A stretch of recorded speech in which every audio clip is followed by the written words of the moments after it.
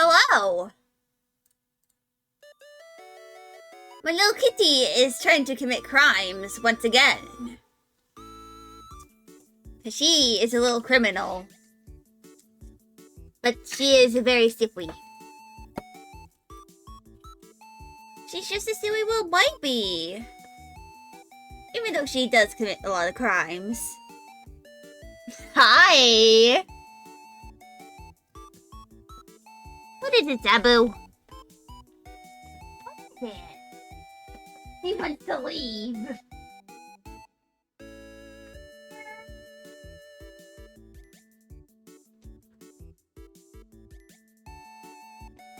She just wanted to leave because I started yapping.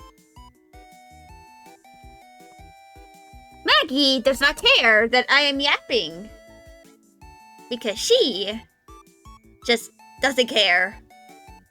Also, this is literally my tracking camera right here. It's literally right here. Y'all can see it. Adjust.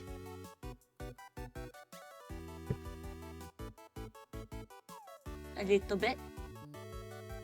But now you can only really see her butt. Because she's very silly.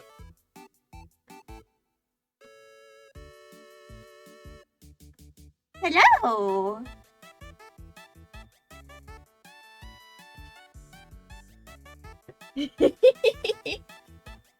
I think she likes that my PC is warm. Also, yes, I am experiencing carpal tunnel. It is true. I was experiencing it yesterday. And it was just like, oof. Just the biggest of oofs. But yeah. I also have a to-do. Y'all can see it right here.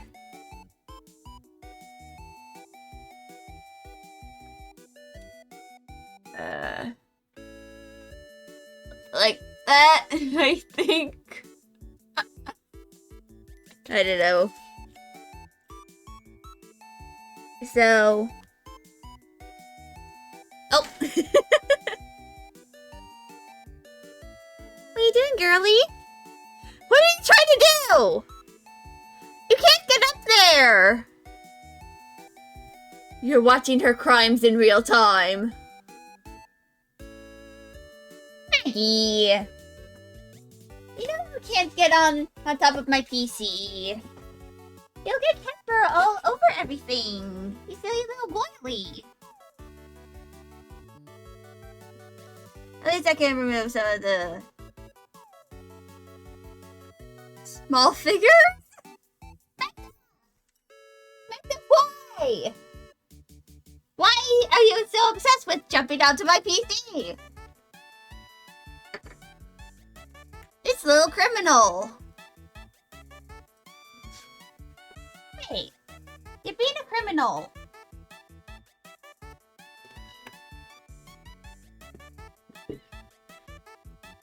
Look at chat with your own eyes and admit that you are a criminal.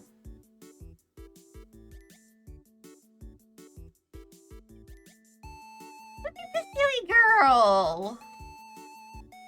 Look at this little criminal. She like, oh darn. Can't be a criminal.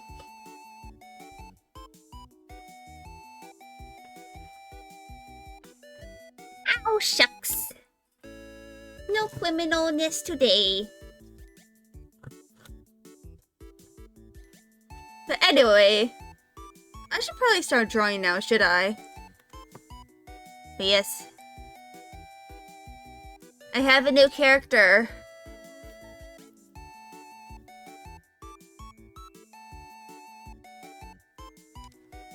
Her name is Stella.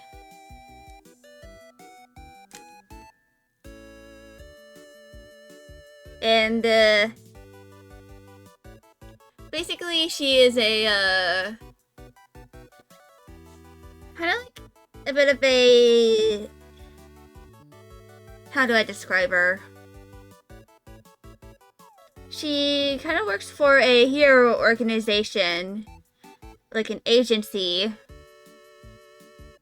It's like an assistant to, like, the 3 heroes that she has been assigned to.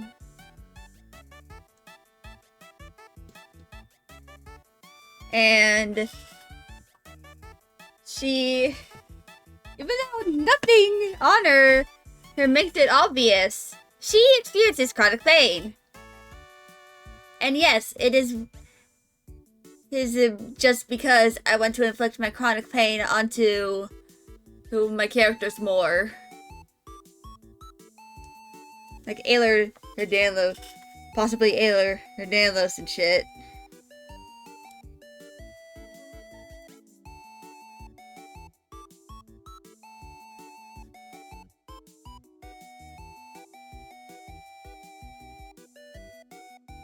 So, yeah.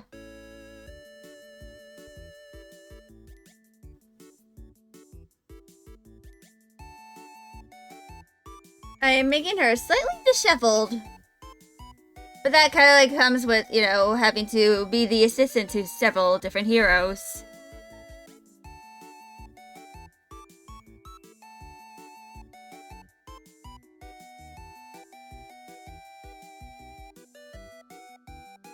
It like comes with the territory. And she hasn't even existed for like a week yet. I'm making a comic involving her. Because I plan on like having her be the protagonist of a game idea. Of course, I actually need to learn how to make games. But I can probably show it.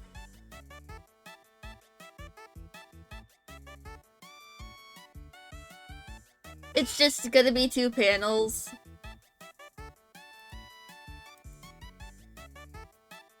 And this is panel 1. And this is panel 2. But yes, if you're wondering why her eyes different, that's because she purposefully wears colored contacts, so her identity isn't compromised. Because she's trying to keep her abilities a secret.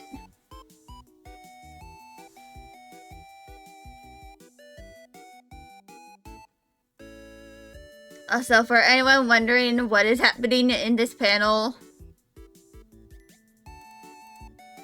and why this character is called Dumbass McGee, it's simple, because he's being a dumbass and trying to cause a hostage situation. In a hero agency where there are several heroes in the agency at the moment.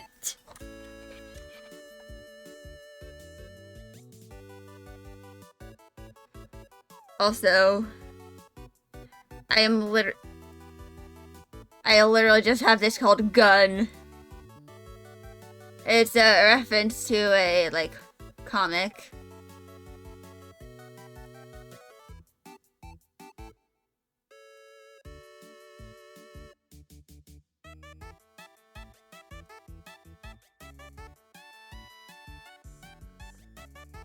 I'm just gonna make him some quirked up white boy.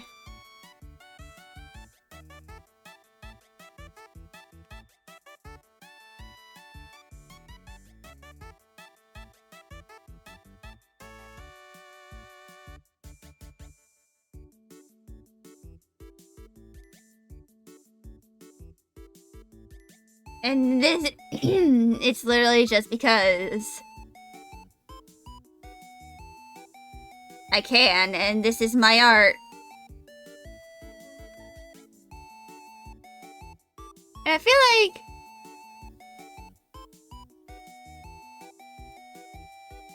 like us white people need to be made fun of more. It keeps us humble.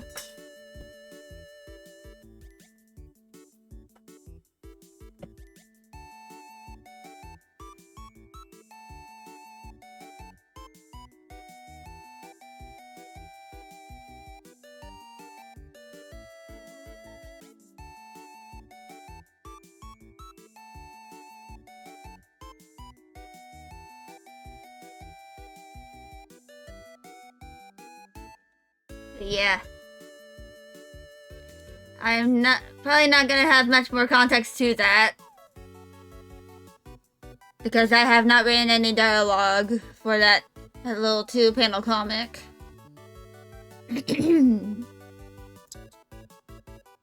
Mackie?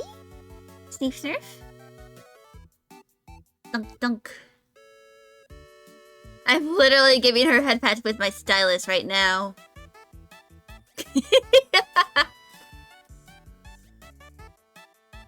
Hi! You want squimch? Ooh, squimch. I don't think she realizes that she is being filmed right now. She just is having a rootin' tootin' time. But yeah. I actually made her... I made Staley here as kind of like a reference to Icona Shard. No, in Just Dance. Hold on, let me,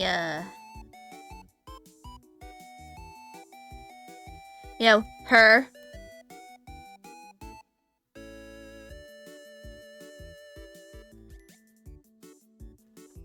Which is why she kind of like... She has the ability to manipulate glass.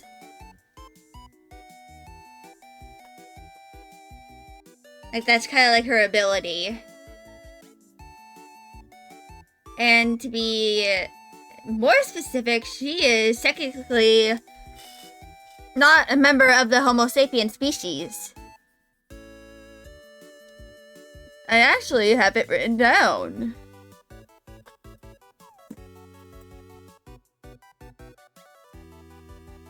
And no, I am not going to show the notes I have because some of them are like weird. Are going to be really weird out of context. Also, I think the pest control guy is here.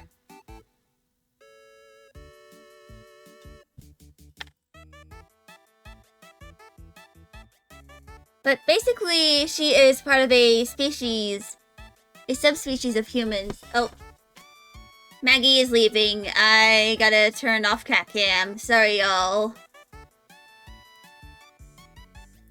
But basically, Stella and a lot of the other characters in the story are part of a subspecies of humans called the Homo Sionis.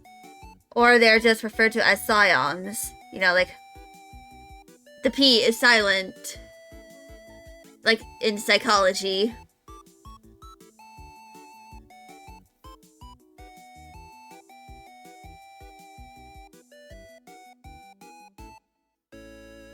Because I know some of y'all are going to take that out of context.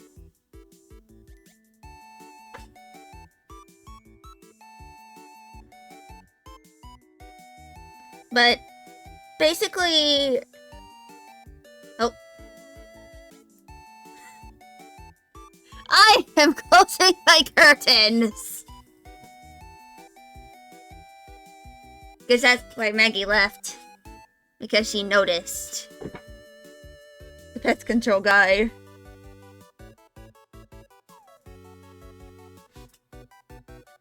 But yeah, basically to describe them, they're like... So Scions are a subspecies of humans. You know, like how they're like part of the same like order and stuff, and they're very closely related.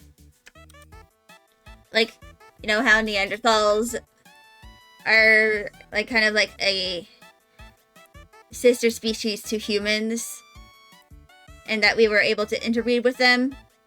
And that's why a lot of white people and European people, actually white people and European people are kind of like the same. And why did I do that? But basically they're capable of interbreeding with humans. But they all have... Scions have a bunch of basic abilities. You know, like telepathy. AKA being able to communicate with other people with their minds. And extra sensory perception. Or like, you know, basically, like, the best way I can describe it is Spider-Man's Spidey sense. Like, they are more perceptive of what could be dangerous compared to, like, normal humans.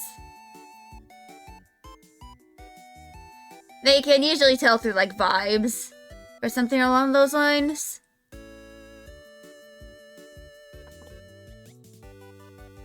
And they also have more specific powers, but those are kind of like passed down from one person to their children. And sometimes when two people who have different powers have a child, the child inherits both of them. And sometimes those people who have the child in question are superheroes.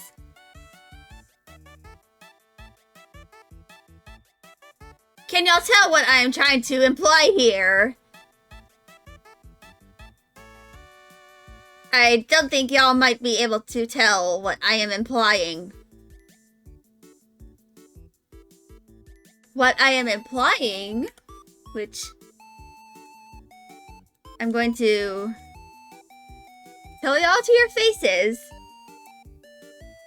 I am implying that the government in this story is, in fact, interbreeding scions to make the most powerful heroes that they can.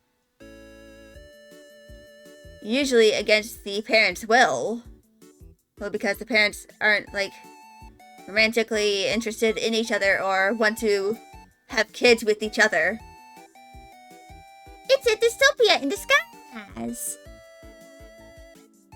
Anyway, I probably shouldn't be implying way too... It's not really an implication of anything. It's, like, very much not implied. It's very obvious.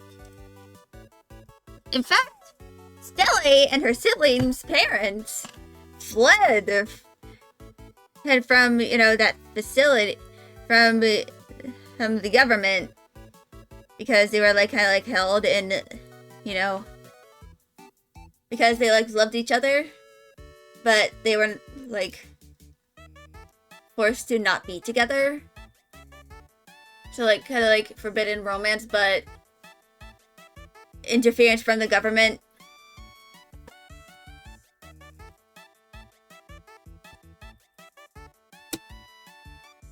In, like, a bad way. But because of that, Stella and her siblings are trying to like, reveal that truth to the public. Unfortunately, Stella is the only one of her siblings who is not as vibe checked by her chronic pain conditions as her other siblings. She is, like, legally their caretaker too. But they're all, like, relatively independent. Even though they all live in the same house, but they treat each other more like roommates. Roommates that happen to be, like, biologically related to each other. And other than just, and not, like, one sibling having to be forced to take care of the other one is due to the fact that, you know, they are all, the fact is they all have chronic pain. And the main reason for Stella joining the agency is because, you know, she already has one job that pays her pretty well. She is, like, a dancer for a club or something.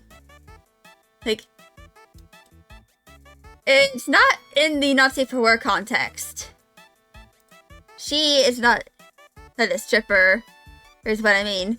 Even though she does do pole dancing, it's completely safe for work. Because pole dancing is a very interesting form. Thank you very much.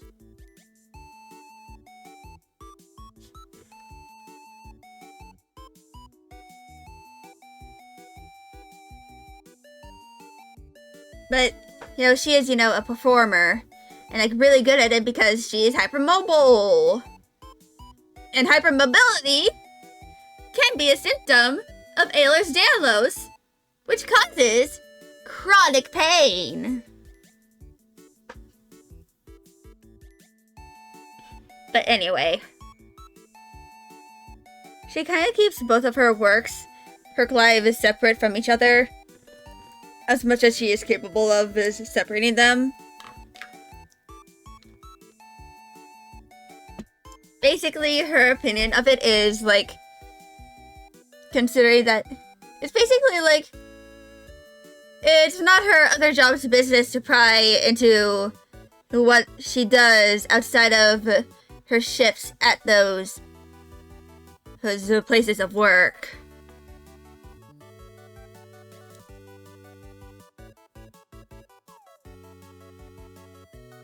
And fun fact about, Stelly's other place of work where she does, like, the pole dancing stuff.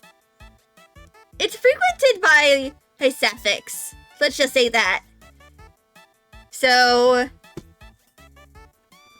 it's not like she doesn't really get harassed all that often.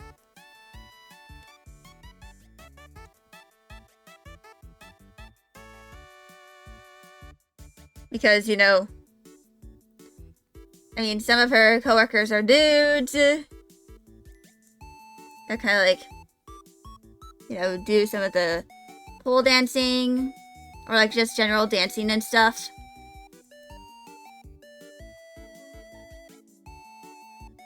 And they do a lot of voguing.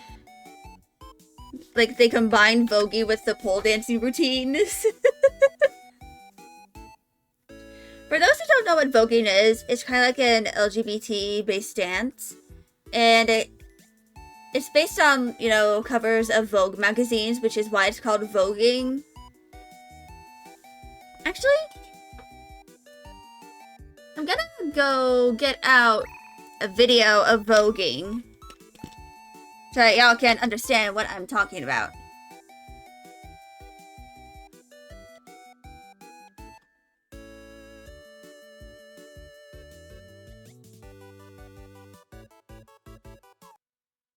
I'm going to turn off my output capture and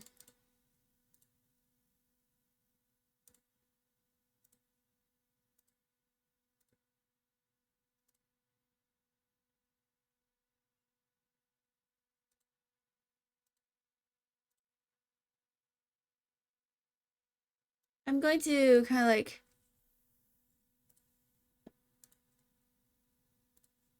I'm gonna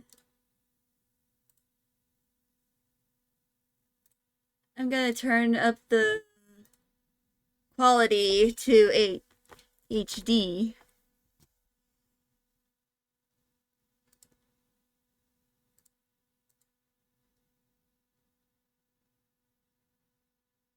And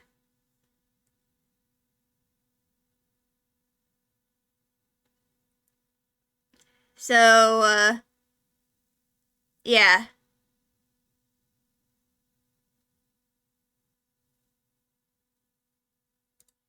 That is kind of like what voguing is.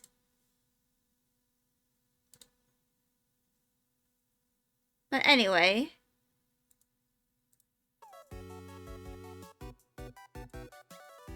That is basically what voguing is. It's kind of like a dance that is commonly associated with the LGBT community. And of course, as a member of said community, I feel like I need to, like, involve them somewhat in the story.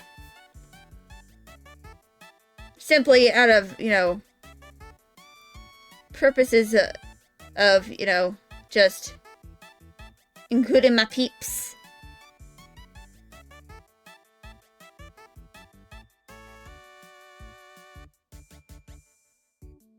In fact, I unironically learned about voguing when I was, like, in my senior year of high school. Because, like, sometimes we'd have, like,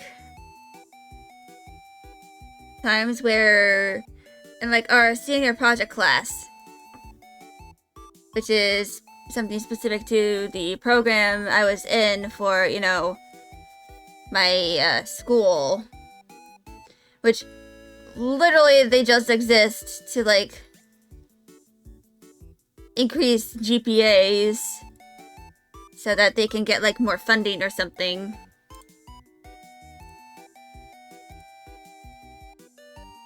Through, like, separating some of the smarter kids from the others, her kids.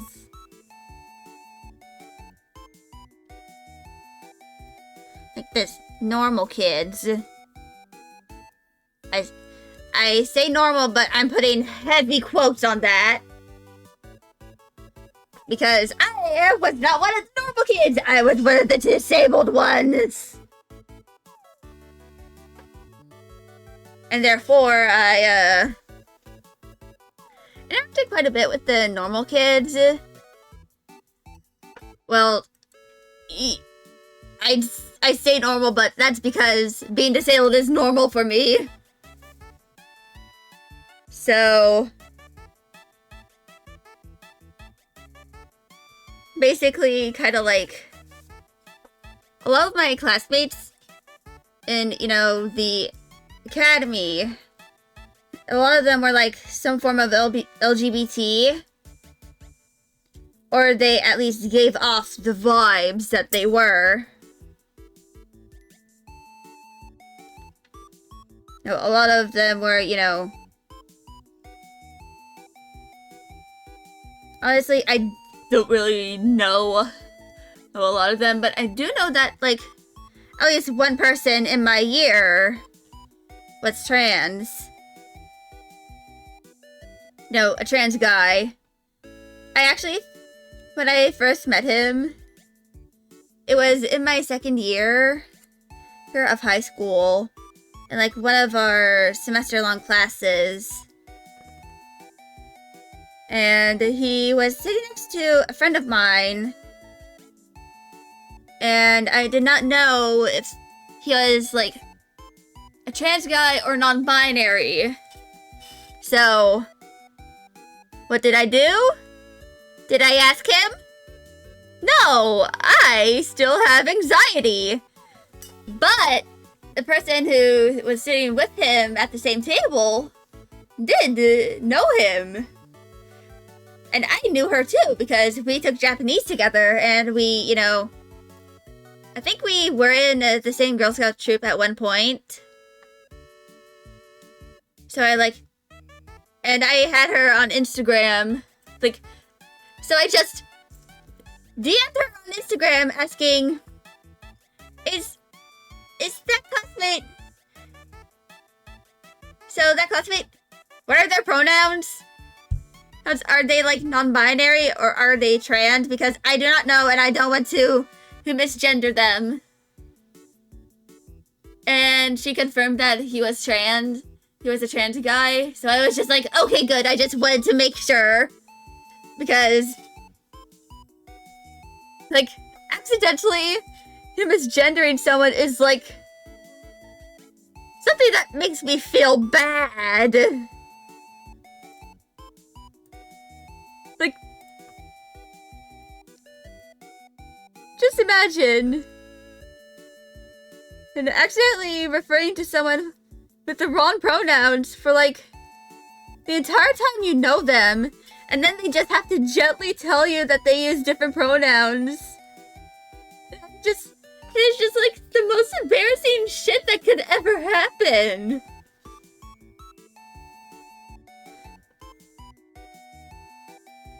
And that's why asking someone their pronouns is a completely valid thing to ask if you do not know.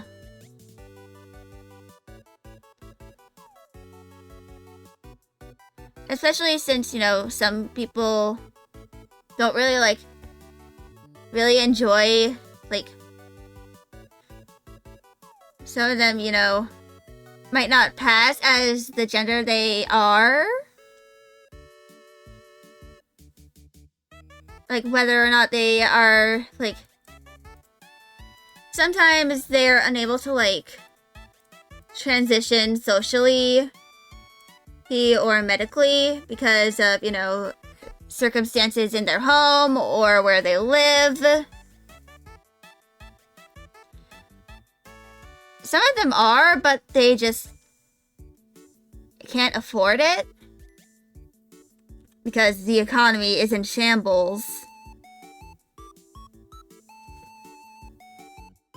And some of them don't really have the dysphoria or like or they're like comfortable in their own, you know, body already. They just don't really like being, they just didn't like the gender they were born, they were assigned when they were a literal baby, you know? So sometimes they don't transition. In fact, I actually knew someone in middle school who transitioned like in our last year of high school. And I didn't know if she changed her name because her name is pretty gender neutral and is actually similar to the one I go by. It's like the more standard spelling. But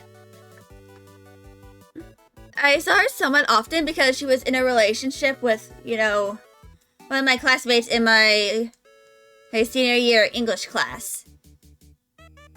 Which was an English class for, like, the people who were in my academy program. And I met her because we, like, had, like, social skills together in, like, freshman year. I didn't see her much, like, during junior and senior years because she was, like, doing a double enrollment with our local community college. So I didn't get to see her all that often. And I didn't even know that she transitioned until I, you know, saw the she/her pins on her bag, and I was just like, oh, okay. She is now different from when I once knew her. I'm not using her old pronouns, by the way. Just like, because that's the right thing to do, and just... I'm probably just gonna eventually completely forget that she used to be a different gender that's the one she now is comfortable with. But anyway, I wasn't sure if she went by a different name because it's very common for trans people to, like, choose a new name for themselves. And I did not ask her if she had a new name until, like, I think it was, like,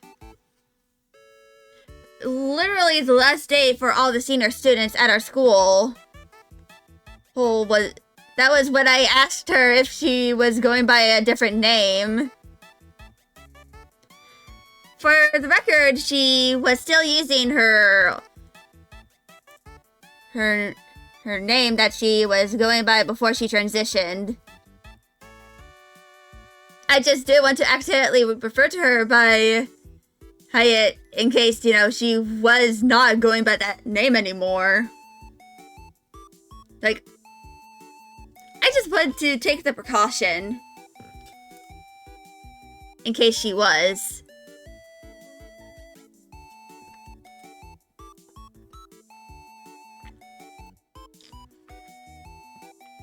Also, fun fact, so something about Stelly I'd like to mention is that I'm trying to make her, like, somewhat racially ambiguous. I'm pretty sure I'm failing at that. But, like, I wanted to give her skin tone a little bit of color. I didn't want to make her super pale. or like super dark skinned. I wanted to like try and like make a balance, you know, between her like all of her, you know, skin tones and all that. So I'm kind of like trying to, so, and like, I don't think y'all can really see it in here. Oh, you can vaguely see it, but in the papers I made for her, she kind of like has a, like, these are like beauty marks. I think I might like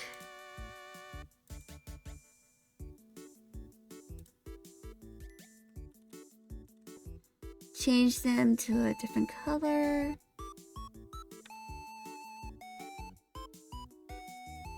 I'm kind of like just giving her those beauty marks to like differentiate her from, you know, some of the other characters. Like, kind of try and avoid same face syndrome. You know, with, you know. Hello there. Yes. Hello, Alejandrox. Thank you for following. Or is it Alejandros? I don't know.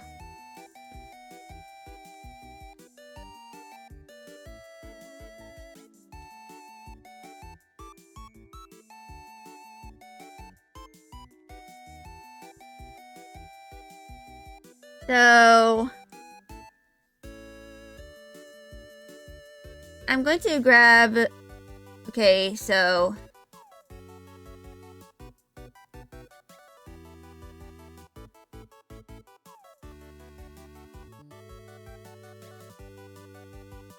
yes, hello, how are you? I hope you're doing well.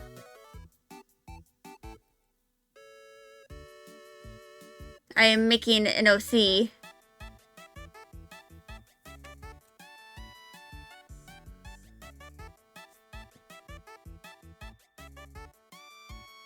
And I was kind of like talking and handling about like stuff that happened in high school that I remember.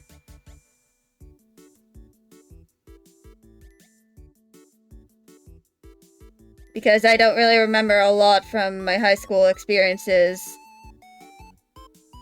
And also partially because I mentioned voguing and showed an example of voguing.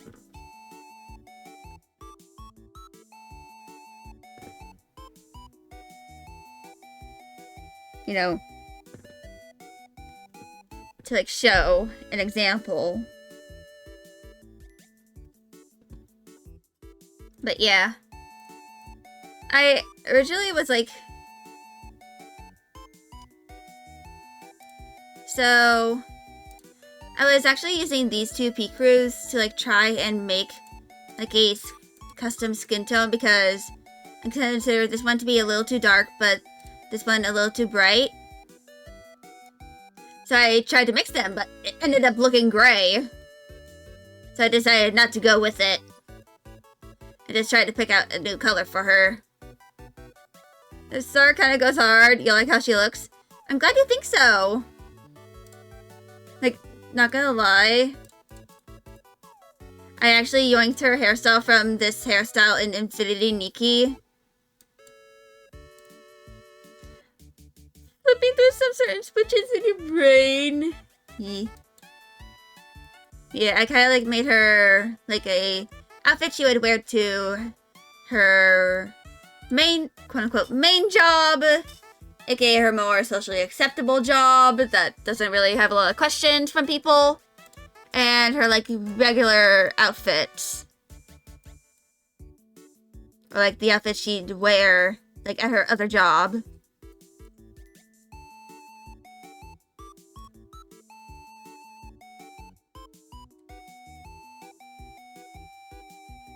But yeah, I actually should like start sketching out an icon for her.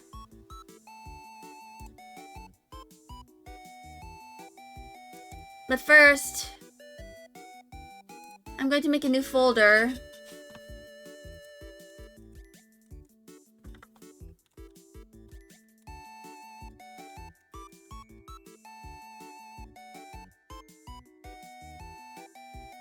But yeah, I'm glad you like her.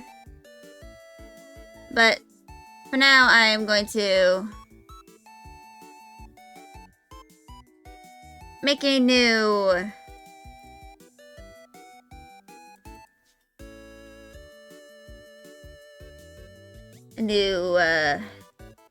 thing here.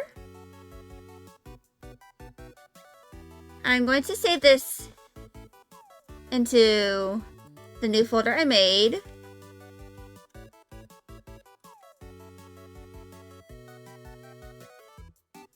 This is going to be referred to as Stele Icon.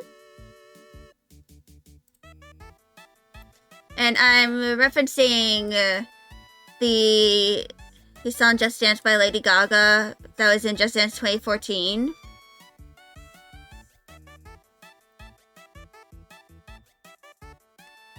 And right now I'm kind of like just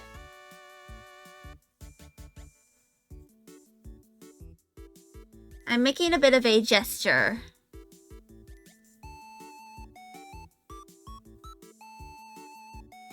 This is nothing like too complex. I'm just trying to like figure out how the pose is gonna go.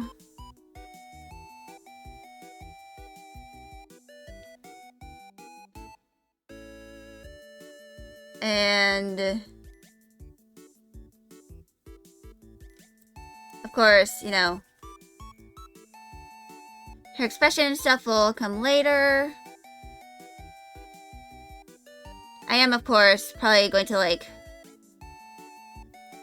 reference.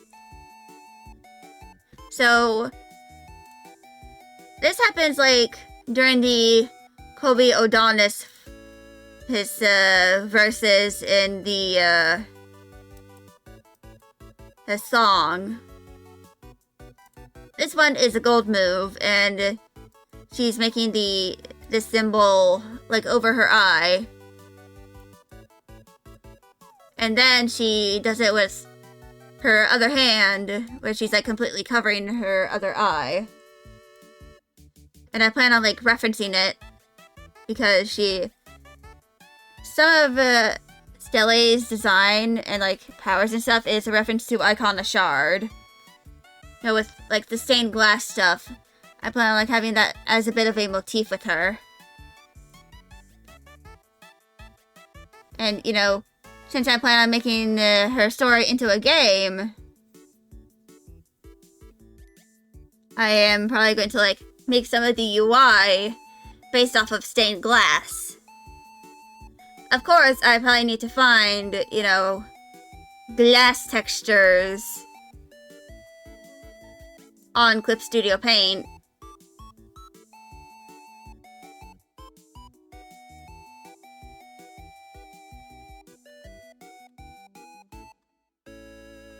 So, before I can like, you know, go through with it. But basically, I'm going to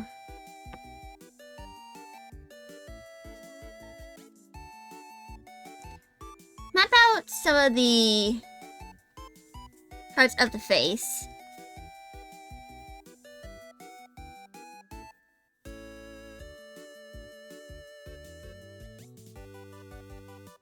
Like,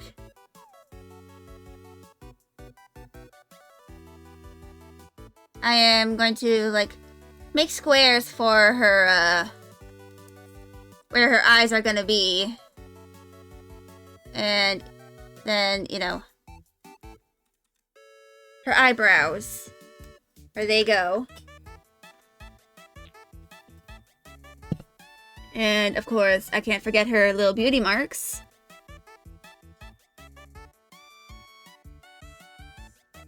And then we can get started on some of her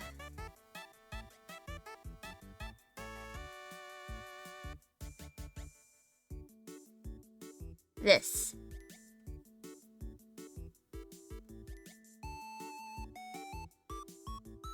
Also, Magda has returned to her spot in the kitty cam.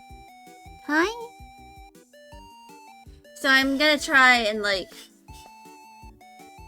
Let me go,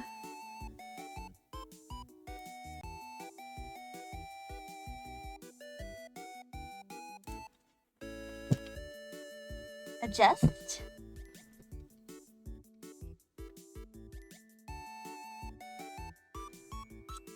Hi?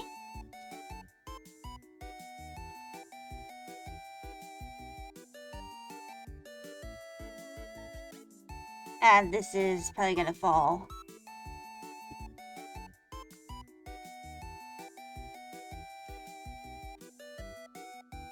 I'm just gonna move it to here.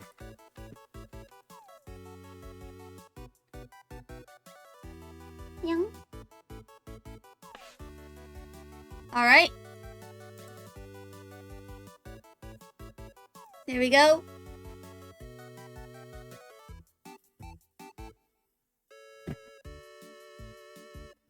So Cat Cam is back. A little bit. She's looking outside at something. But, yeah. So...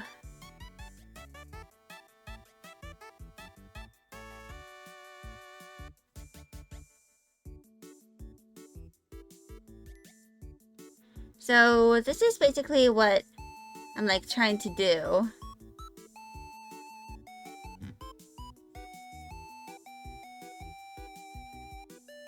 Like, I'm trying to, like, make it look like, you know... She's, like, making a little circle thingy with her eye.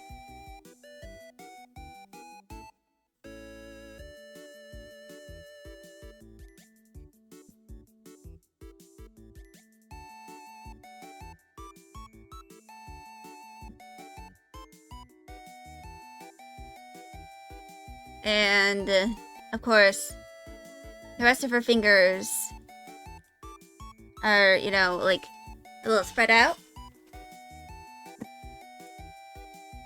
And this is, of course, going to be one out of, you know, 2 different concepts.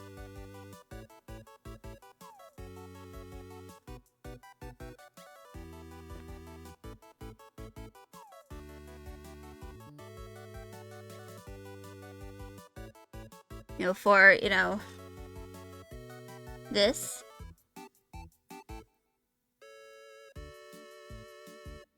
It is, of course, going to look a little messy.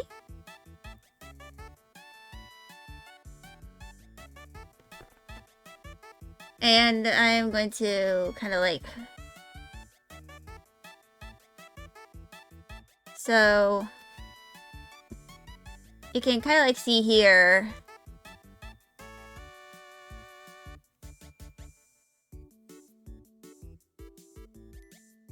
You know, that...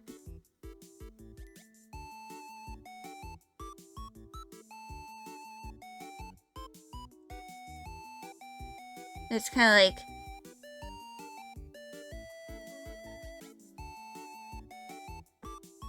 You know...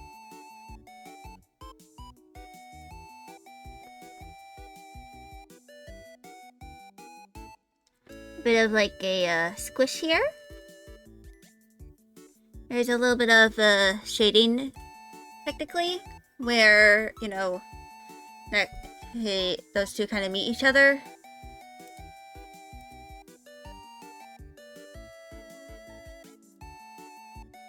But yeah.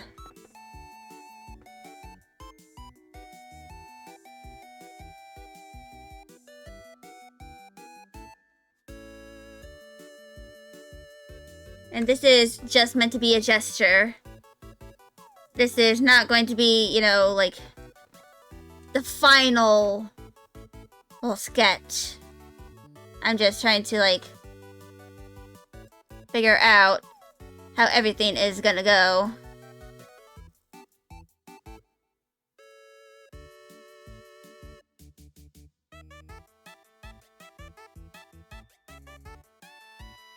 gonna turn that a little bit.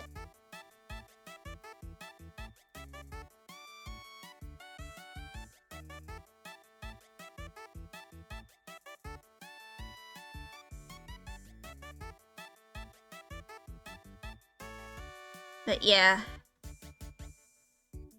I'm kind of like trying to reference this sort of closely. Like as closely as I am able to.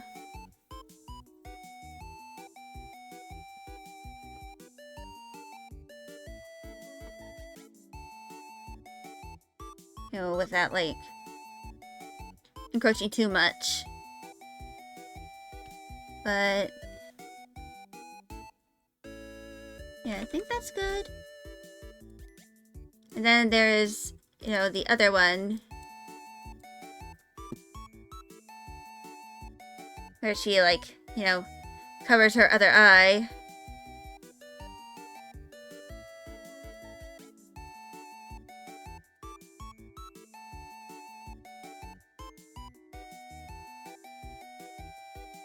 Actually,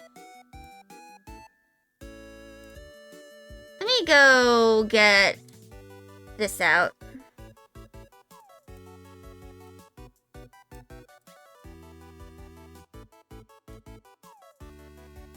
Also, once the music changes, I'm going to, you know...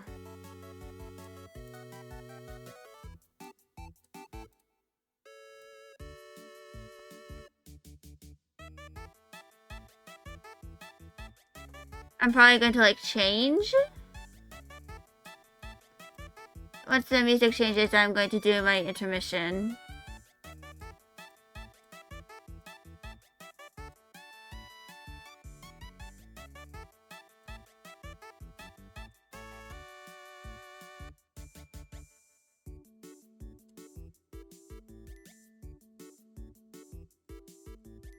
I think there is, like, an OK symbol that I have. Yep, I do have one.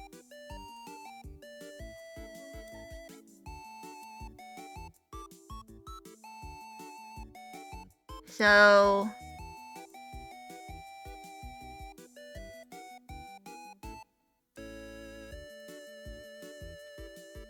I think it kind of like looks like that.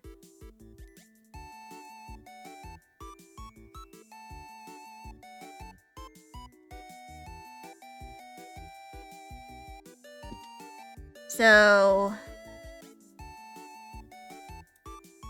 I think I can move some of that. And...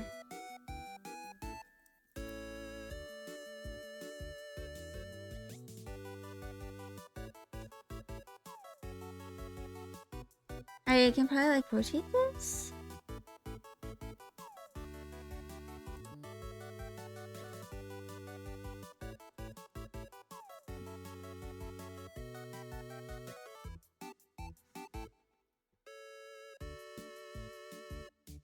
Of course, there is going to be a negative space.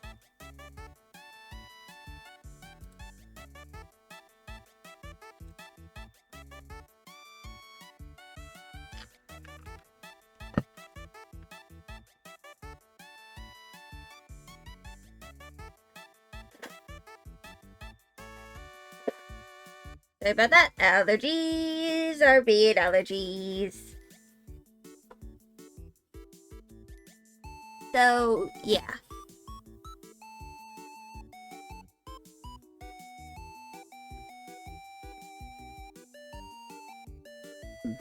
Mm.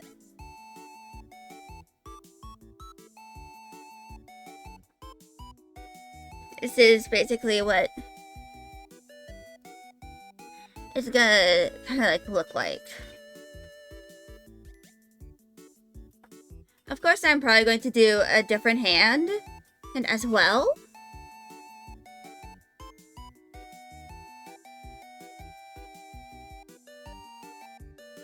Like, kind of like, maybe have this side sort of like obscured.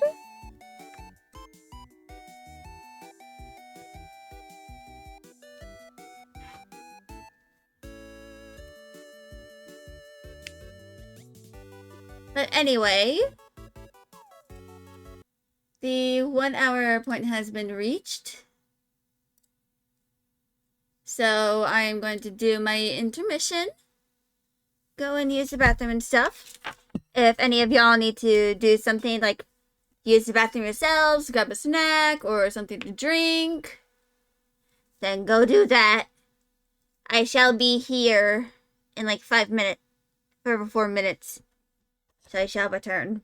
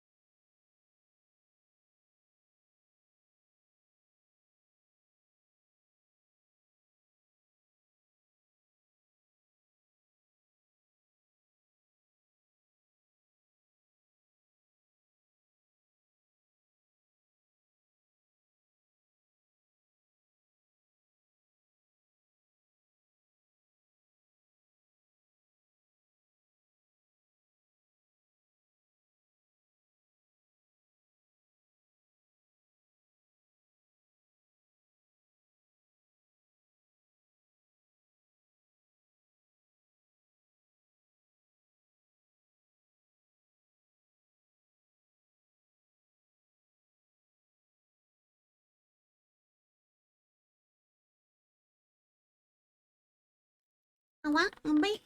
Ebody niyang. Niyang.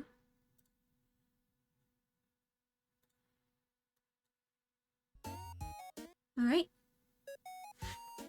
We are now on to the next song. Doobie-doo. Doobie-doo. Well.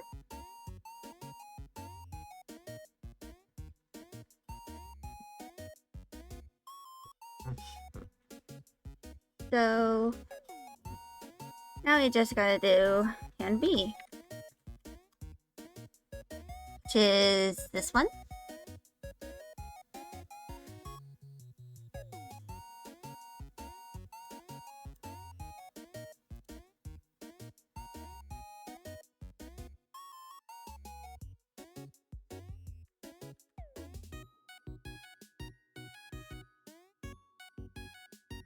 So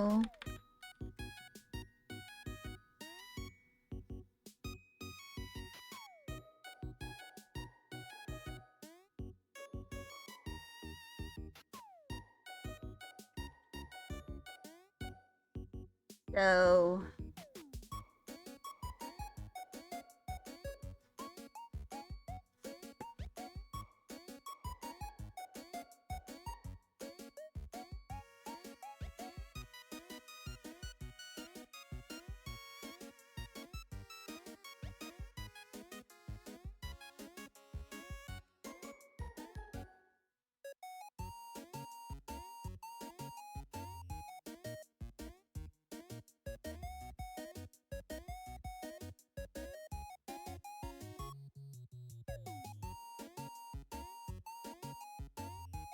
alright. Yeah, once I'm, like done sketching all of these fingers, I'm probably going to like go work on something else.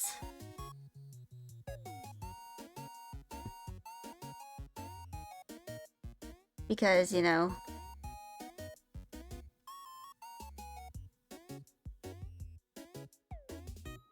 I may be experiencing a bit of carpal tunnel, but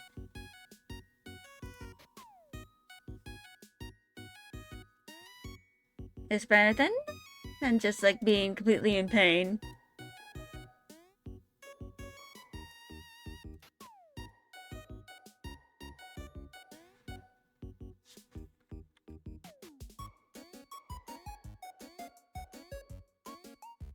I'm gonna make it like that.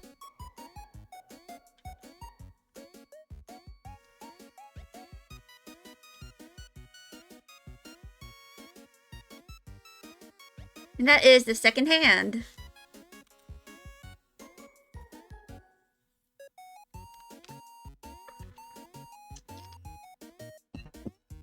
So,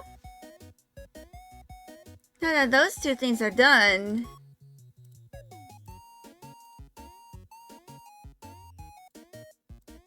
I am going to work on my Life 2D stuff.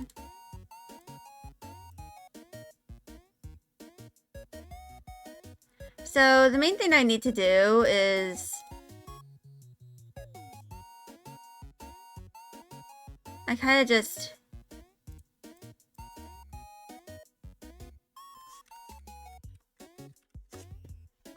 so something that needs to be done.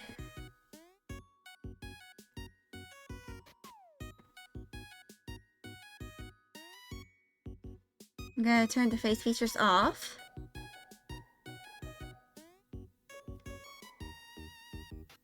And I'm kind of like just gonna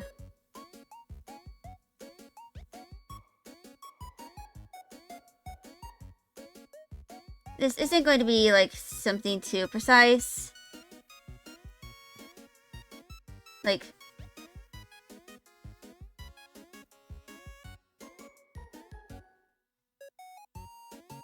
the main thing is that this is just gonna be there when, you know, I turn up.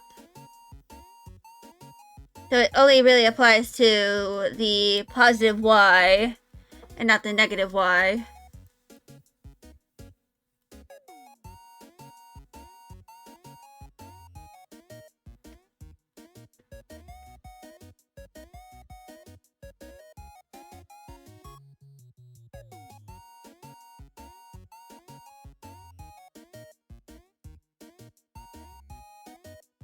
And I'm basically just going to try and make it a bit square down there.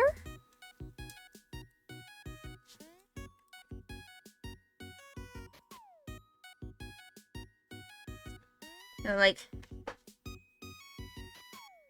And this is going to be clipped onto the head color over here.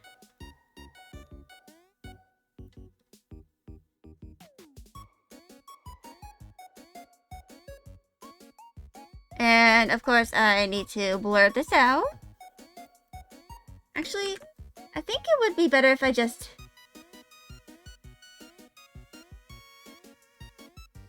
did a Gaussian blur.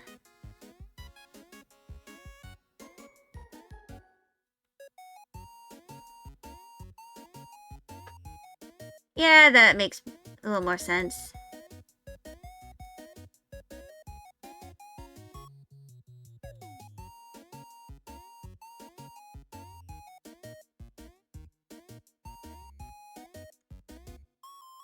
That was caps lock and not what I meant to do. Save as. Photoshop document.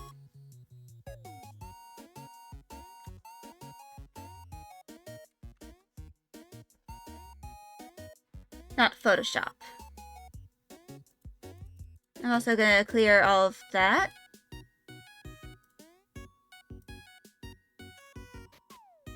And then I'm getting out Live 2D Cubism.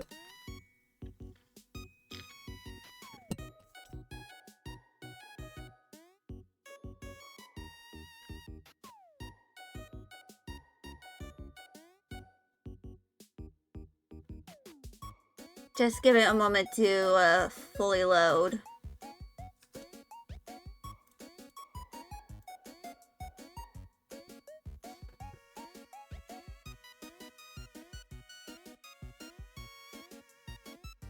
But yeah.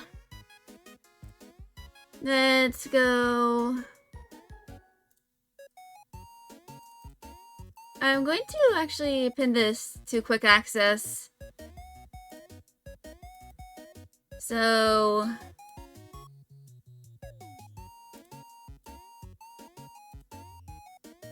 that is going to be a new layer.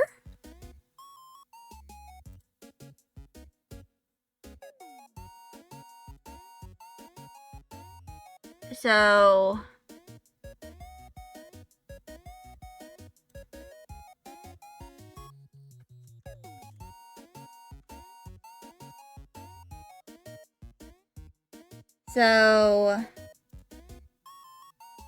this is going into the head deformer.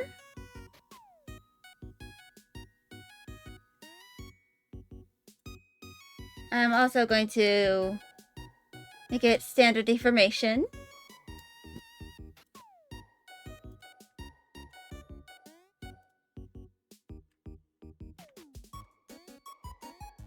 And I'm going to make it its own warp. What does she have a nosebleed? That is just the rotation deformer.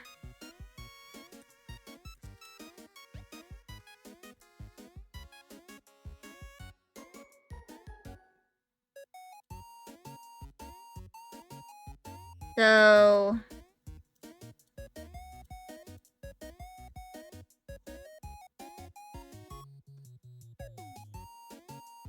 it's kind of like not meant to show up until like here, which is when it, you know, makes itself apparent.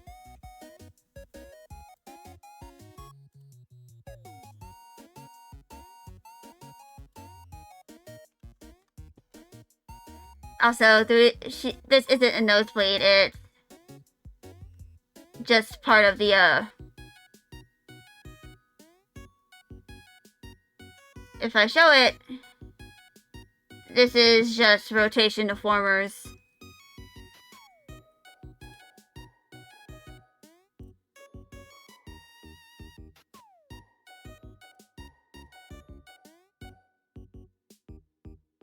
And like over here.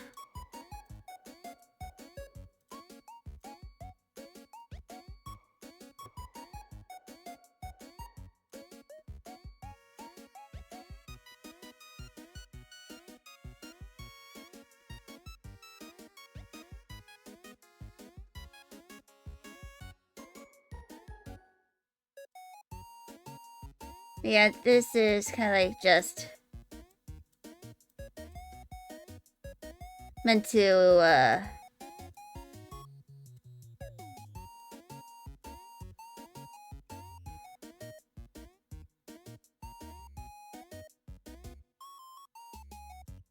kind of like just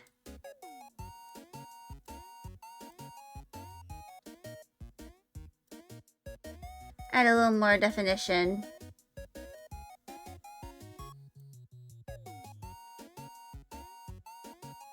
It's not really meant to be shown down here.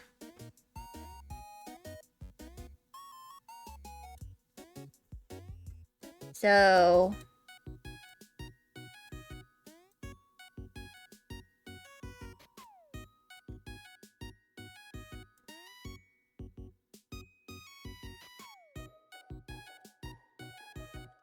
I'm going to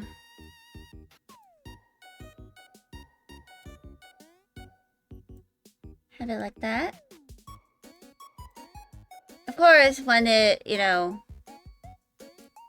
is at the corners and, you know, just when it's the Y part is positive, it's going to be shown.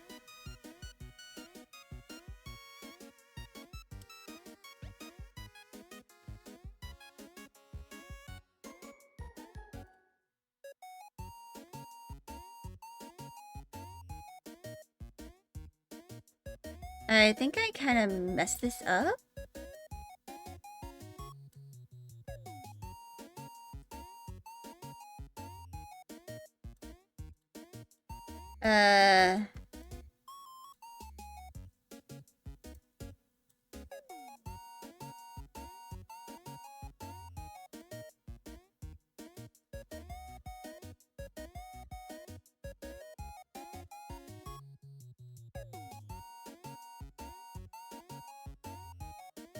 Yeah, this is looking a little messed up.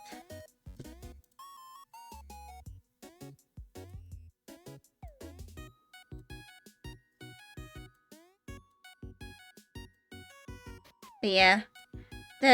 What looks like a nosebleed is in fact not a nosebleed, it's just rotational deformers.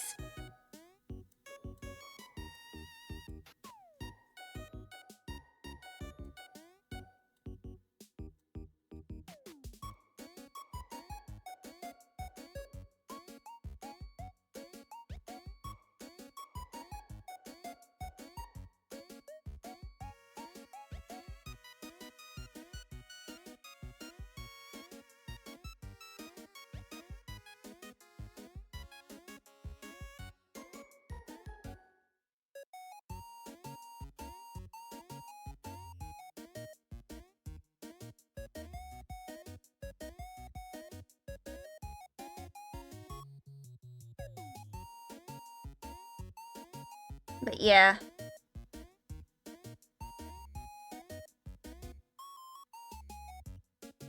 I think I need to use the ear warp.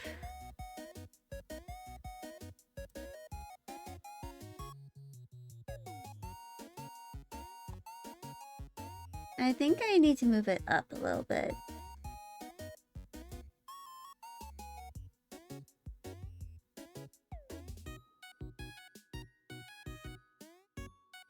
Yeah, I think I'm gonna move this up a little bit.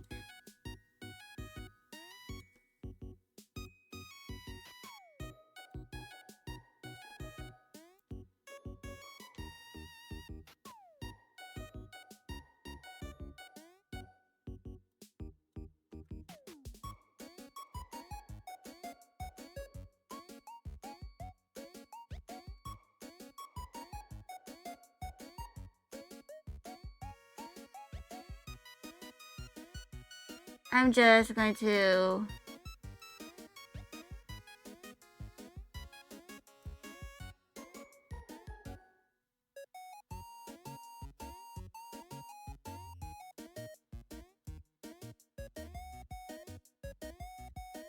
do that.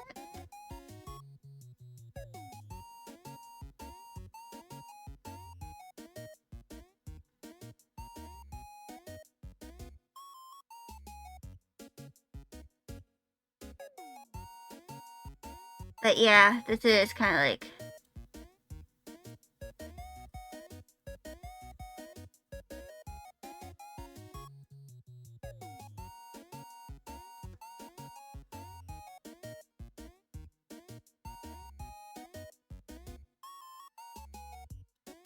I think I need to...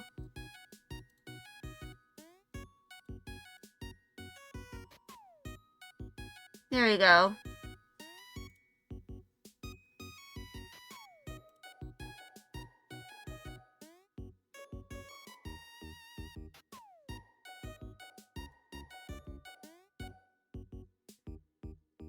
So... right now, it's kind of like just the... you know...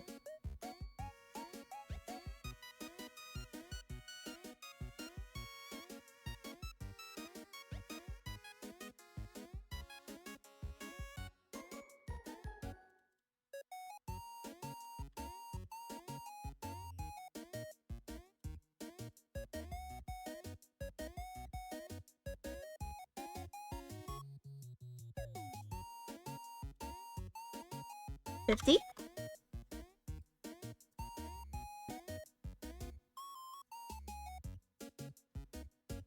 But yeah. This is kind of like just... gonna beat the head.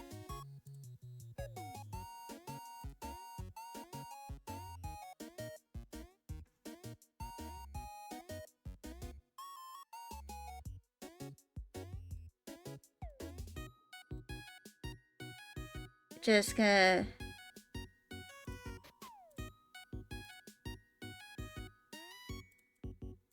reflect motion for that.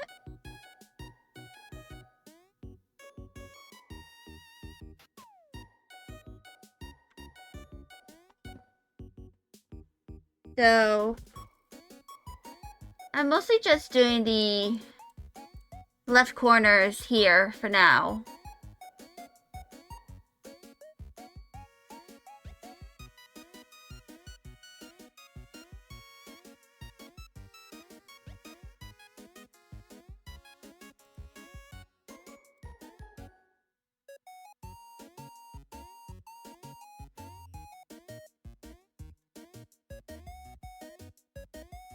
Kind of like extending out the cheek.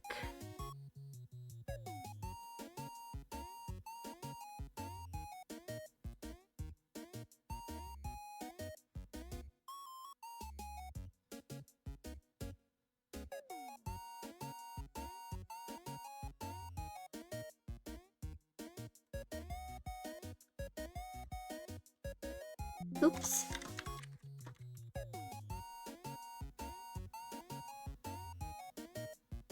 But yeah. Once this is all done, I will try to move on to like some other stuff. You know, like finishing up the body and some of the toggles that come along with the body. You know, like the middle finger.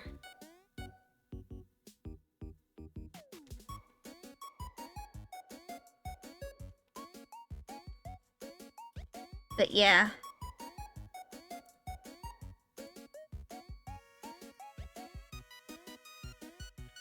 So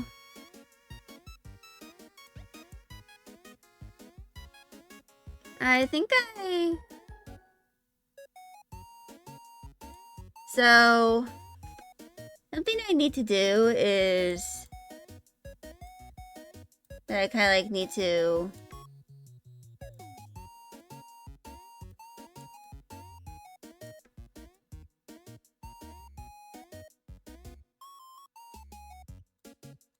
move all of this.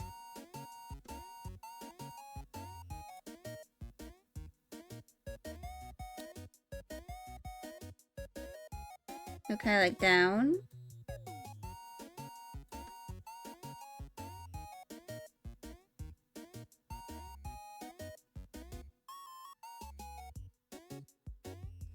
And this is mostly so like I can like, you know, have the, you know, toggles move along with the body. Because most of the toggles are kind of like just the arms, like turning on certain parts of the arms.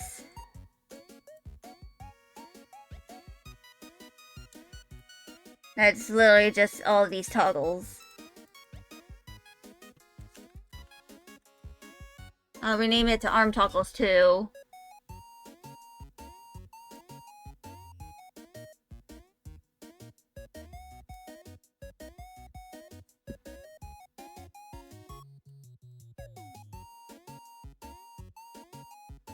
And of course, I do need to like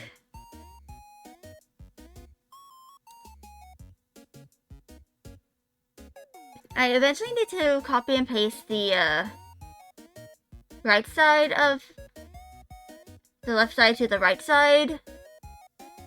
But I need to do the steppies first. And I'm not gonna do the steppies until I have the upper body, you know, all done.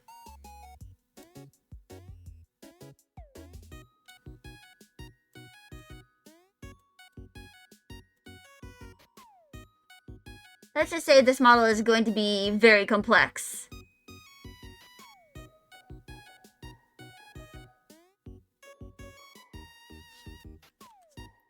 So yeah.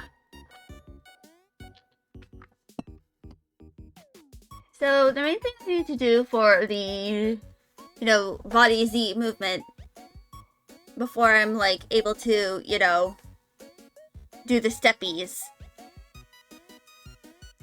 is that I need to have the trapezius move, and along with that, you know, the rest of the upper toe, the chest, the arms as well. I kind of need to move all of those around.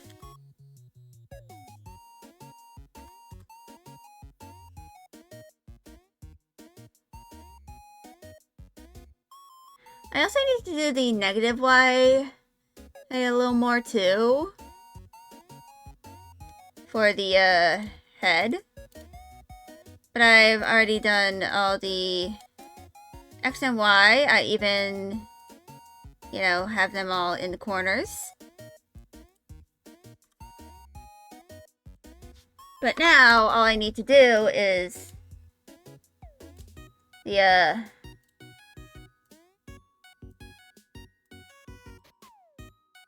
you know, the upper body.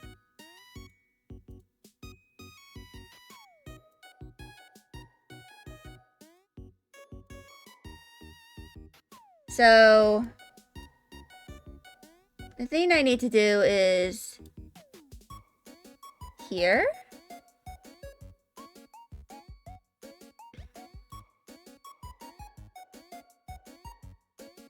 I'm going to add another deformer.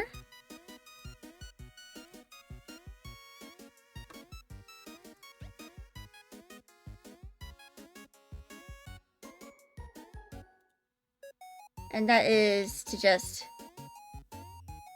Ah. I did not, in fact, have that.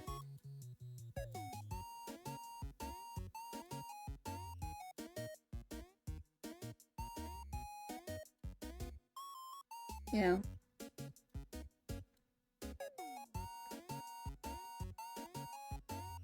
So, basically, the thing I'm going to try and do is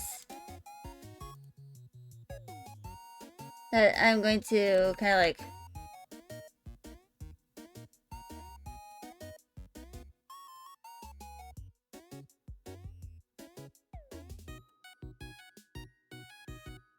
I'm gonna turn off that. And I'm also going to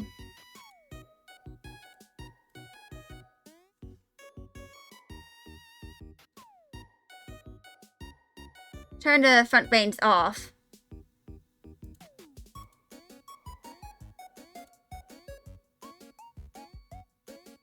So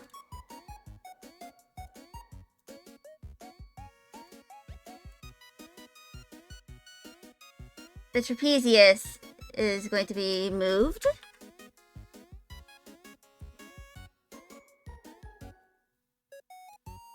Like, this is going up, and that is going down.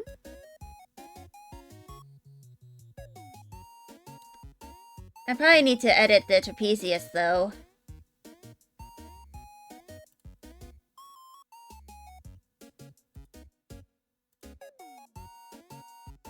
So I'm just going to be editing this.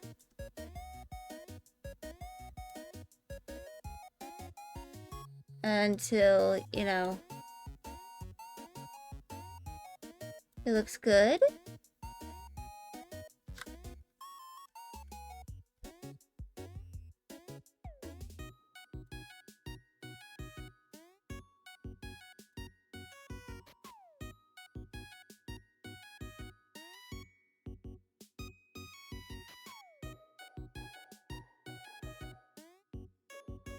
Of course, I will have to reflect this to the other side and then do the other side kind of the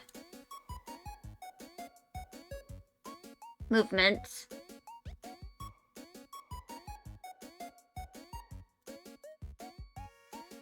I'm going to add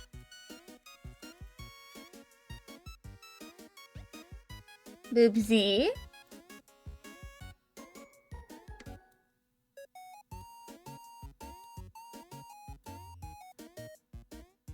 And that is kind of like just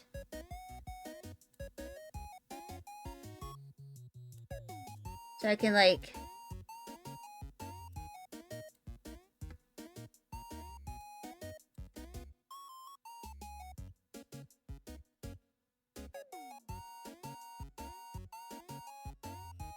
have a little bit of movement here.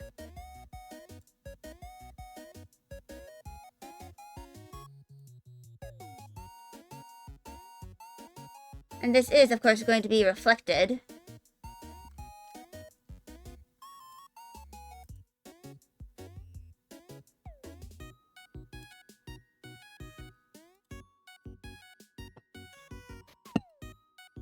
And I am still experiencing a bit of carpal tunnel, but I think I'll be okay.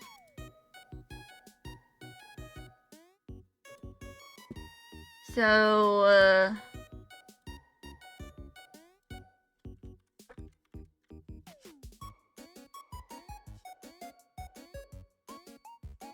and that is going to be color Z.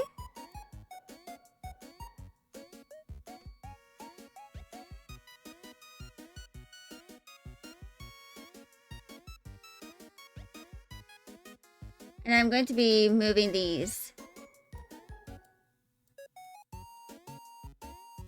like down a bit, too.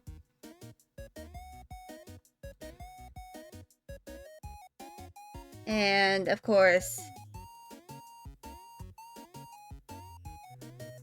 we need to do this.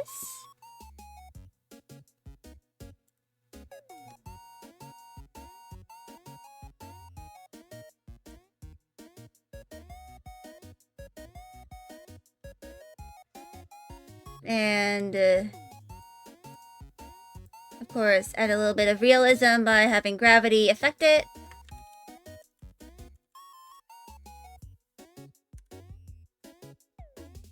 I forgot to add that to the parameter.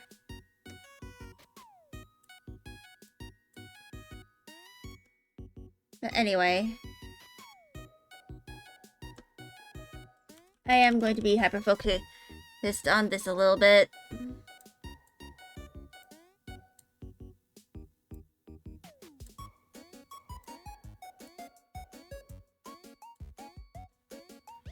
And there is a Maggie Moog. She's taking a little nap. She's an adorable little baby who needs some CPs.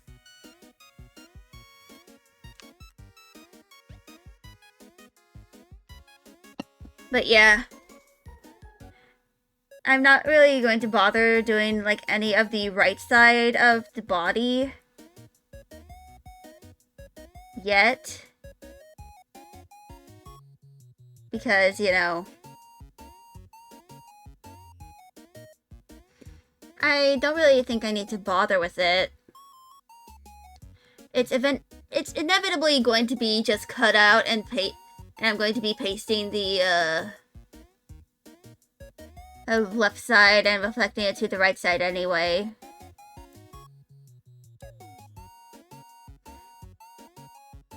So I'm going to reflect these. Oh, Maggie's awake. She woman. So now I can turn off the collar.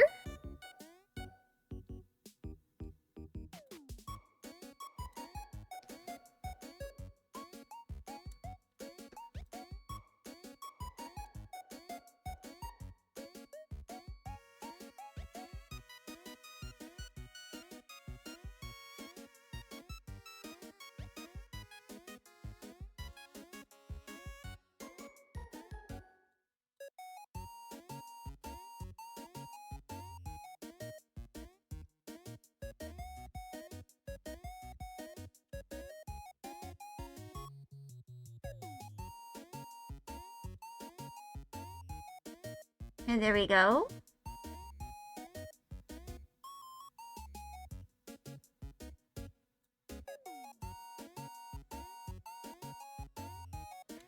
Let's turn the sleeves on again.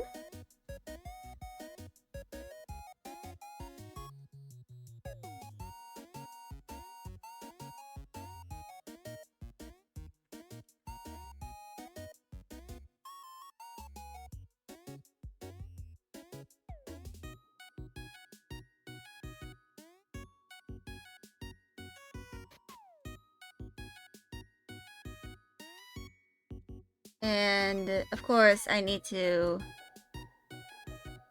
make sure everything is coincise.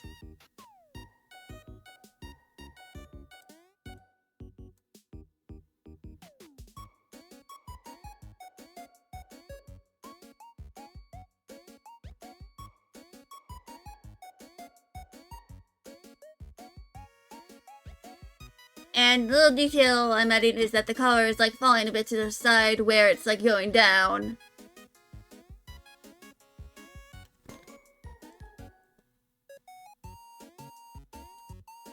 Like, doo-doo.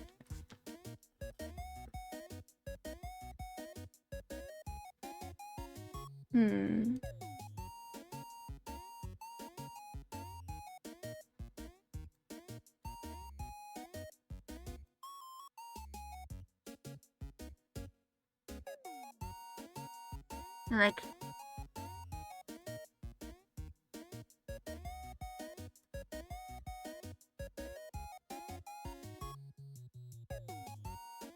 then effect motion.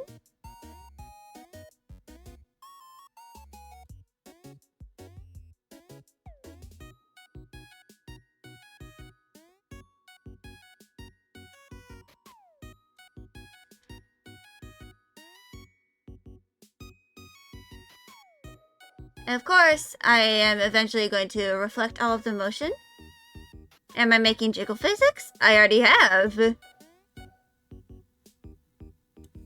others that I need to add to.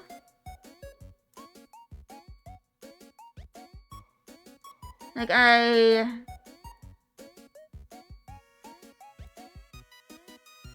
for example,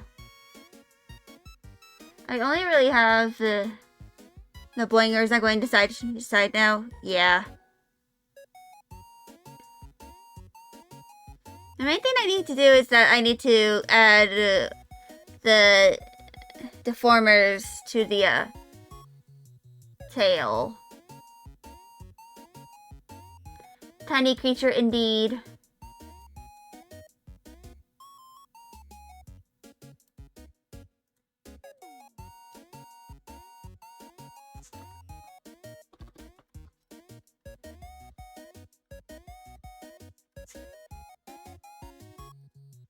So,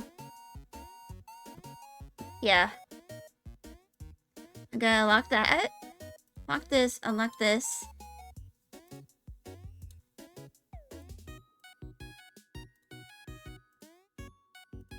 And yeah. So this is Subi.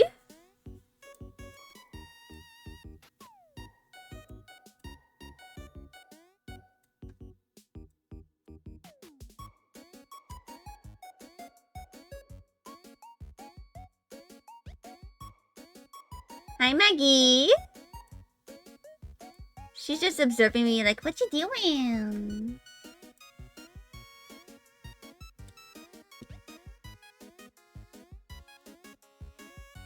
And... oh. She has decided that she wants to bother me. Hi, girly. But yeah.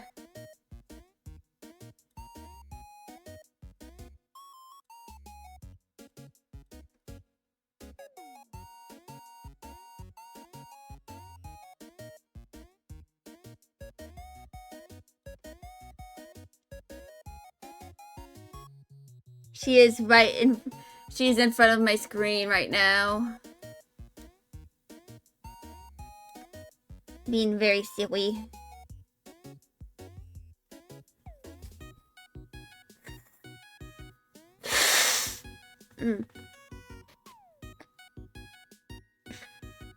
So, in regards to the tail for Subi... oh! Hi! Maggie, are you okay? There she goes. She was trying to get on my bed. And nearly failed.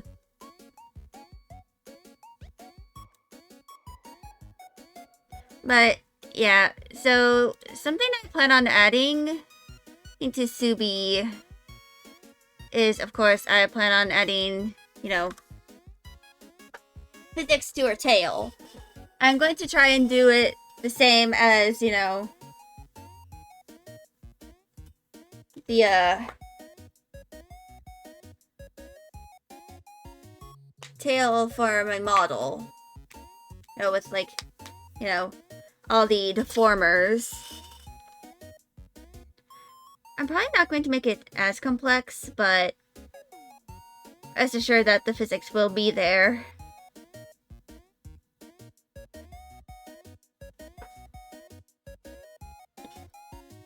So, I'm gonna add a new parameter.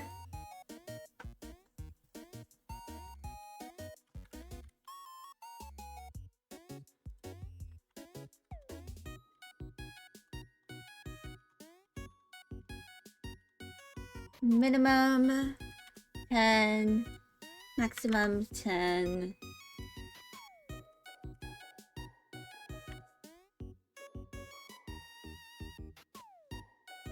And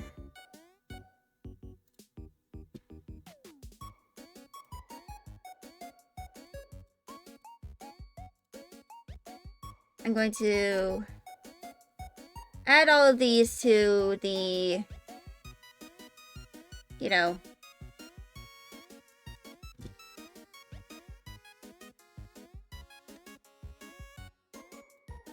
parameter.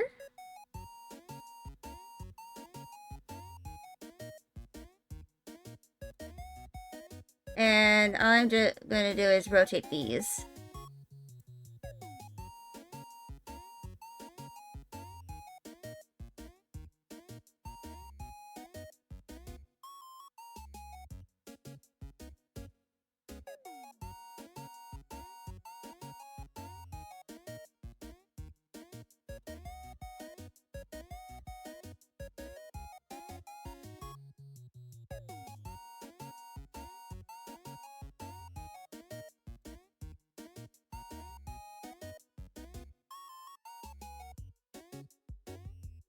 And basically what I'm trying to do is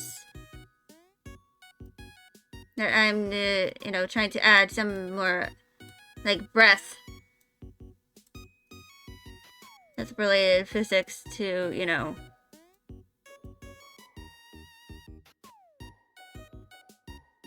hi, girly! I'm basically just trying to add more physics to the model in general.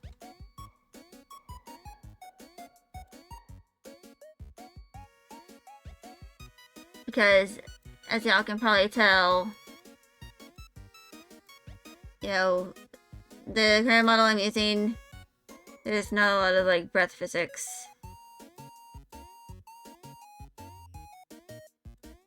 Like, the only breath physics I have on this model are, like, the tail and the curls.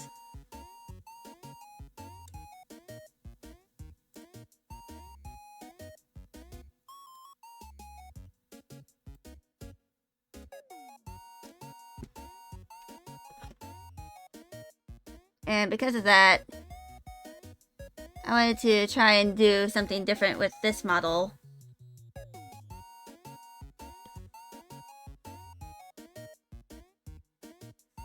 And, you know,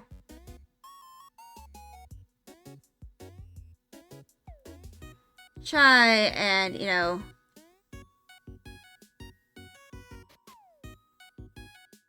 have some of the physics have breath.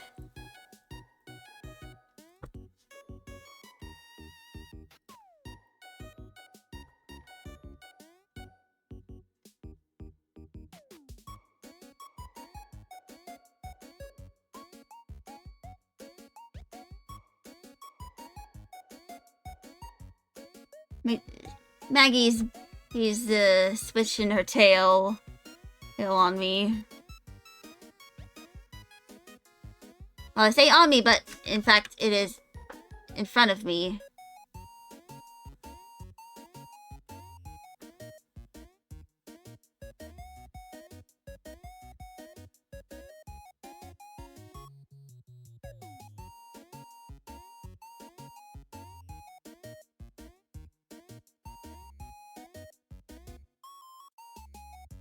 And that is the breath done. Eventually, I'm going to add the body physics to this. However, as this is on the right arm, I have to wait until I copy and paste everything from the left side to the right side.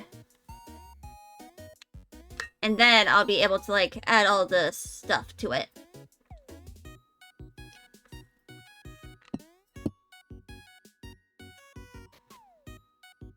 But yeah. Eventually, so, like, I currently have, like, 3 weeks in total until my semester begins. So probably, like, on the very last week of, you know, my, freedom from classes, I'm gonna try to, like, complete my model.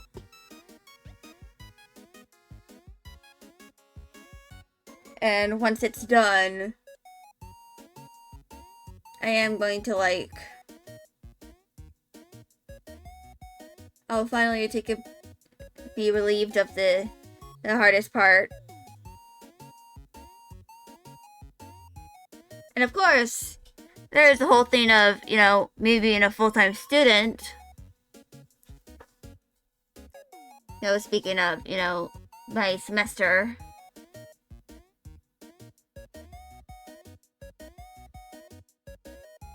So, it's very likely that I might, like,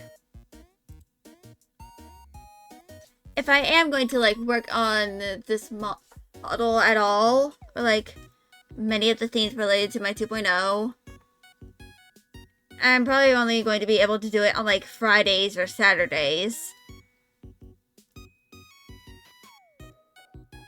That is, like, of course there's, you know, spring break, which happens, like, if I go and check the calendar, I think it literally starts, like, 2 weeks after my semester begins. Of course, I need to go check the calendar first, because I have it written down. Yeah, it literally happens, like after, like, 2 weeks after my classes begin. Of course, I do need to, like, eventually make a, like, post or something explaining that I'll be, like, on hiatus.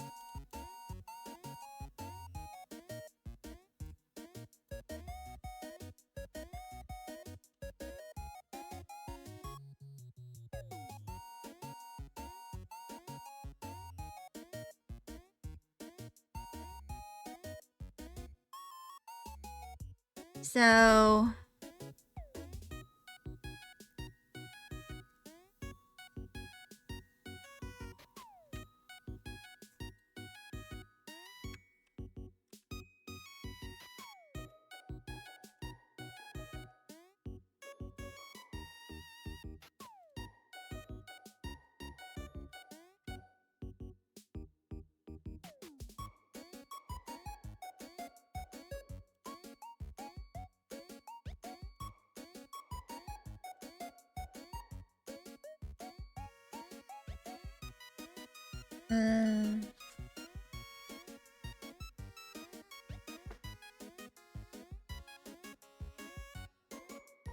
here we go.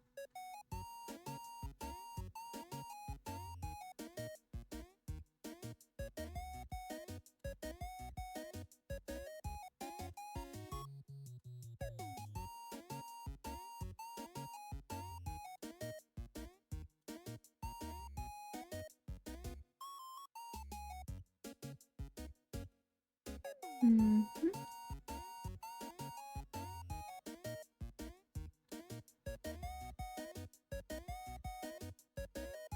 Here we go.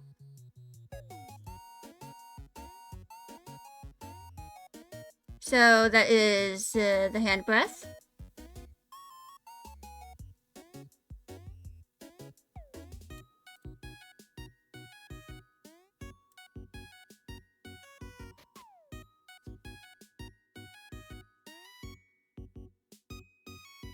Looking pretty good.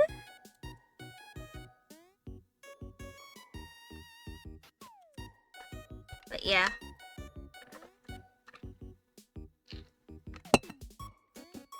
Once, of course,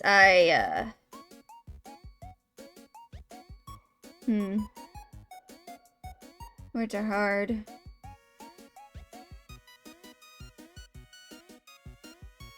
So, I'm probably going to go do an intermission.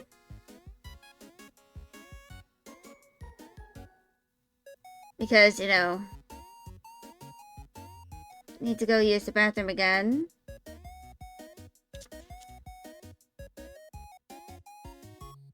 But, yeah. I'm probably going to take a small break from, you know, doing my Live 2D stuff. And kind of, like, return to, probably like working on my 2.0 starting soon screen so that I can try and finish it, before my semester begins, because it's very complex. So yeah, I'm gonna be doing that. But for now, I am going to be back in like a few minutes. I don't know how long it's gonna take me.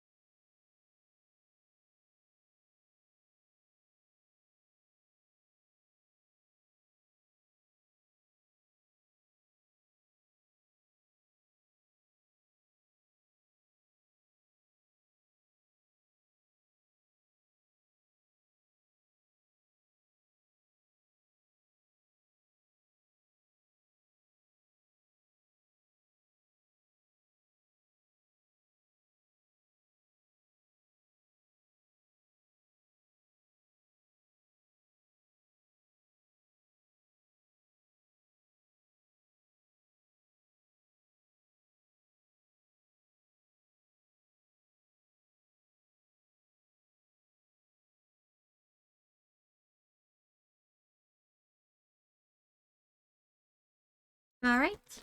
I am back.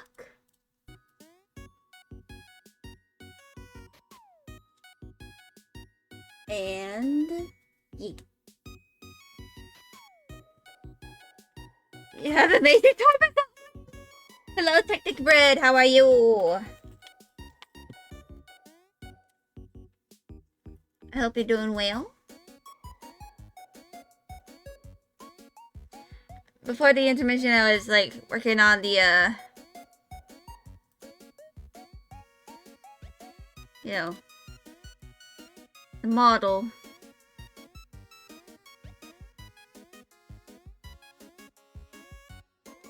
So, yeah.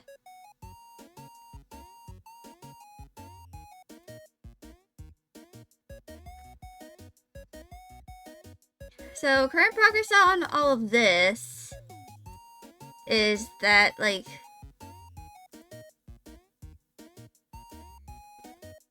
it's pretty much mostly done.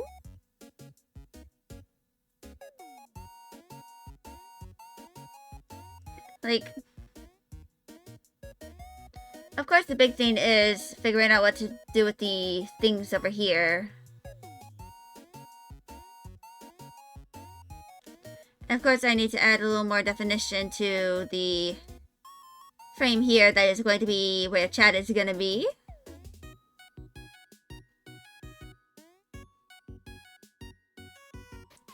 But I think I have an idea.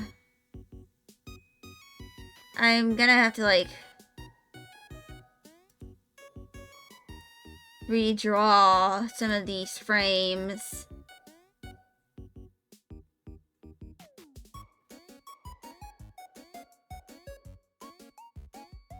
But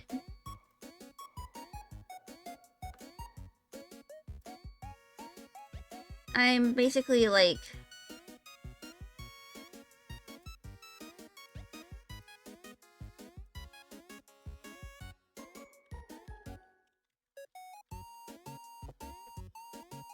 and basically I'm going to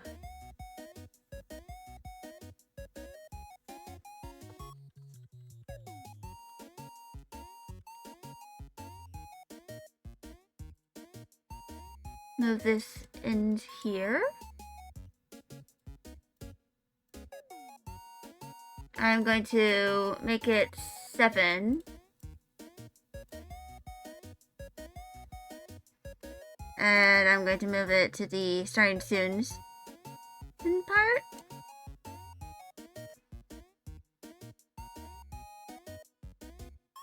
Now, all I need to do is I need to change the text here.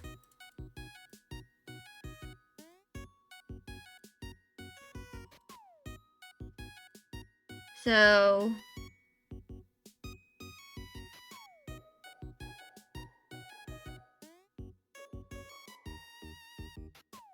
if I get out my stream assets for, like, if I get this out,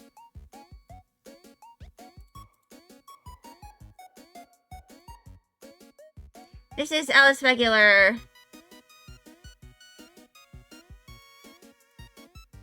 You know, in 10 points.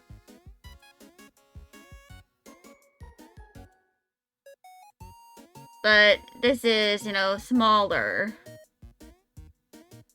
However, I think I'm going to try and make this bigger.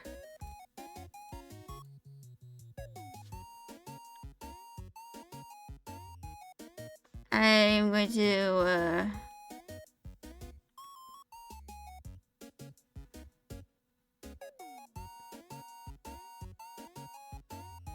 yeah. This is, pretty big.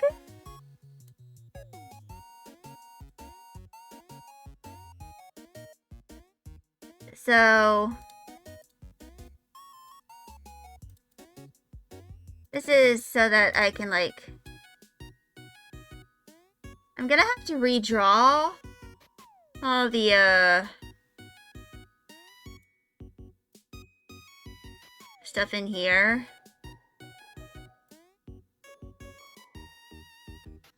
I'm gonna turn Ashlyn off.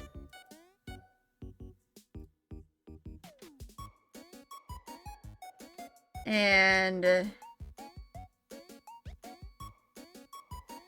I'm gonna use a rectangle.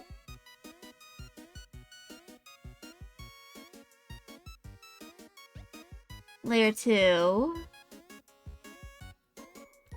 So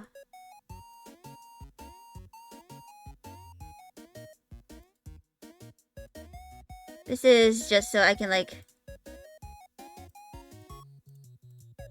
align these together. I see that this is kind of like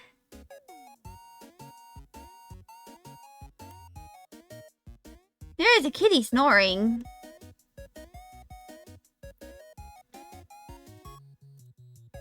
At least I think there's a kitty snoring. Maggie, are you snoring? You snoring, girl? Maggie was snoring, I think.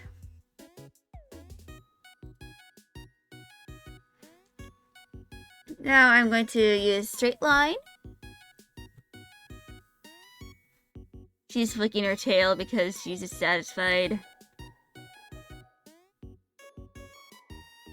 You know that I interrupted her sleepies. But yeah, I'm just... She's just giving me attitude. So... I'm going to merge this down.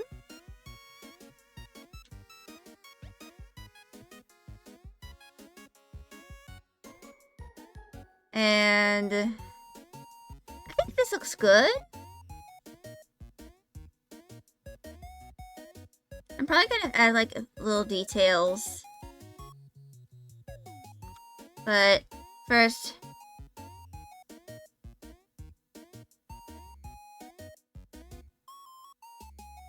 I'm gonna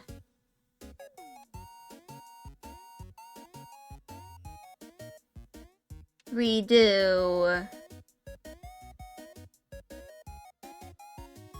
the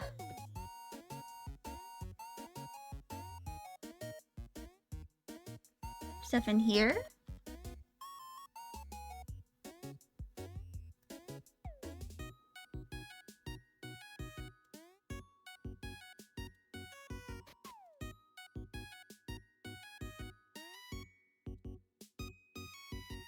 So I'm just... You died, but you now live. That is good.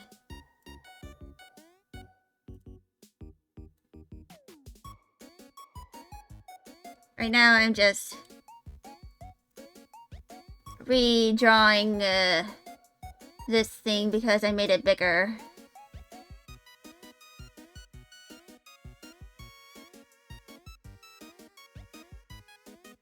And frame interior color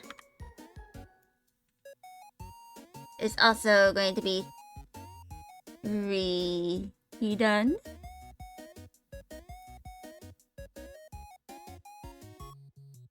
And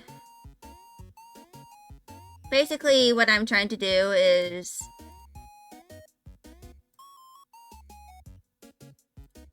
like I'm trying to like figure out like the text here, because I have a lot of fonts that I can use, but I'm not sure which of these would be good.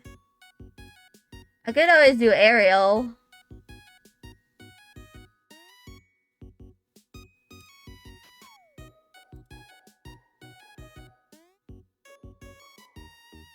Skeleton Ace indeed.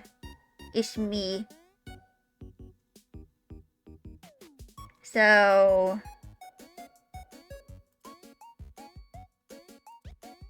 And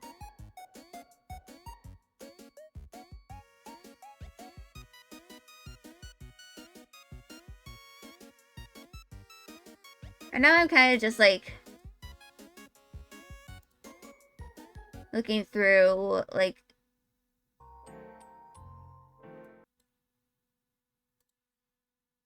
Ah! The page crashed.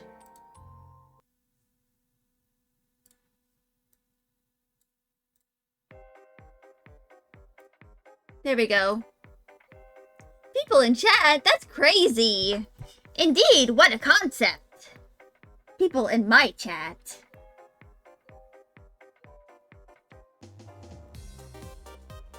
This looks nice.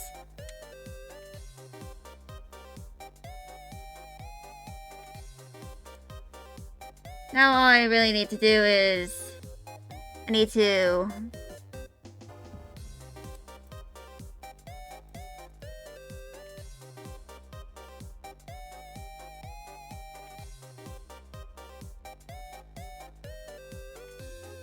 I'm just schizophrenic, there is no chat. Ironically enough, of Technic Bread, my, grandmother was schizophrenic and had dementia.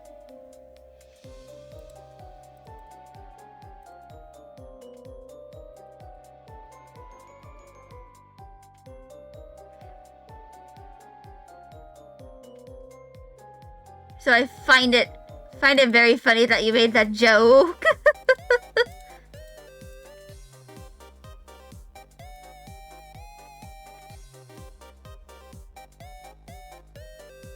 No, it's okay, it's okay. It's okay that you made the joke. You did not know. Besides, I find it funny anyway. Just, as long as, you know, I find it funny, don't worry, you are safe from anyone's wrath. So, I'm going to... You're schizophrenic too! Oh god. Ironically enough, it wasn't the schizophrenia that killed my grandma, it was dementia. But yeah.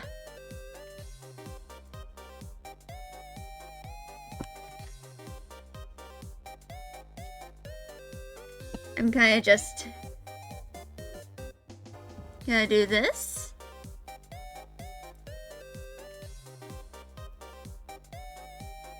I might add like some decorations and stuff up to this. Or I can make it a little bit to the right or something.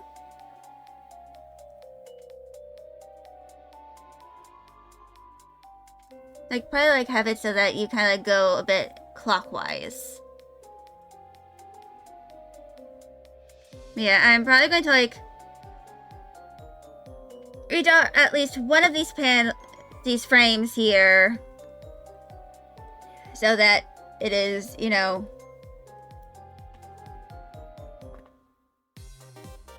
a little more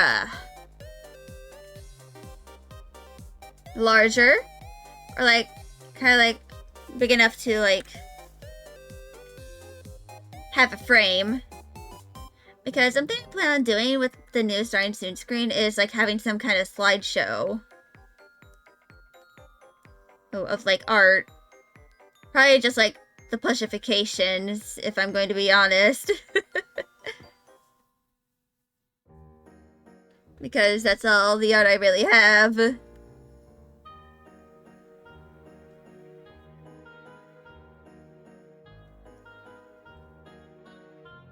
So, frame 1 is this one.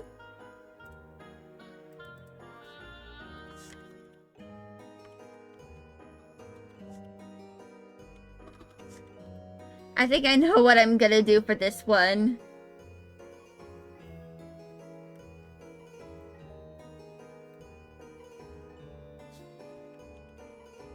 Just... I probably should like grab a reference, but I think I can freehand this.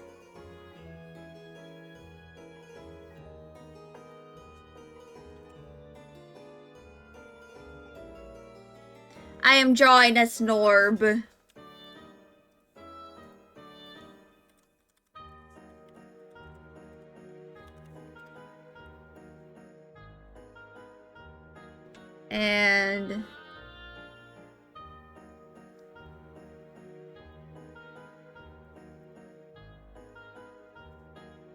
Hell yeah. Snorb time.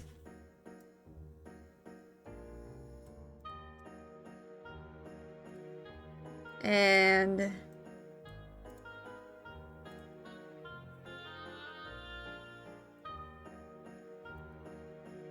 so on Saturday, I went with my mom to a store that is like basically like 40 minutes away because it's kind of like in a different part of my state.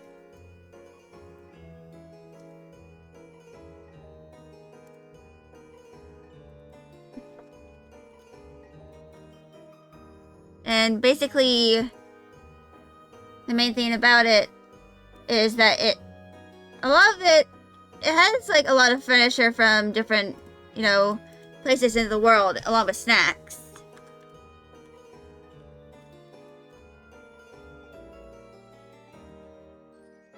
And basically, something that they have in terms of furniture are lamps. And when the lamps are in like the upper right corner from where you enter the store. Like, they're in like the upper right corner, so if you turn to the left and you walk, you'll encounter the area where all the snacks are. The snacks there are pretty good. But yeah, one thing they had was what they called a snail globe, but I refer to them as a snorb.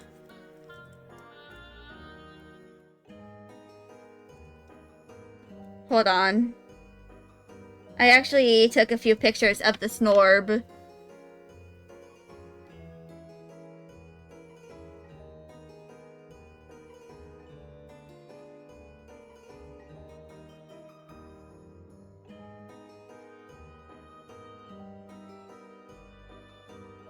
I have posted the snorb.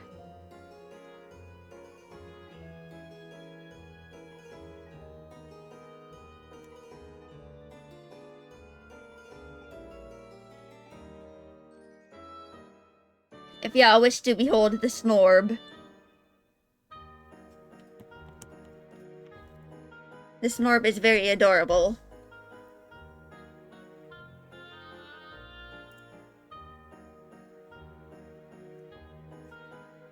I'm probably going to like wash it over a little bit with a bit of purple.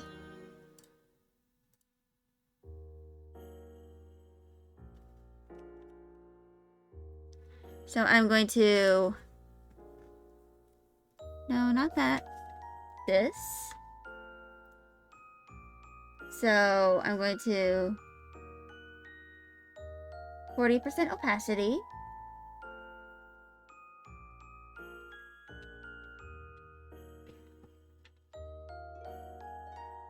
Actually, I'm gonna make that a little darker. And now we have a snorb. All I need to do is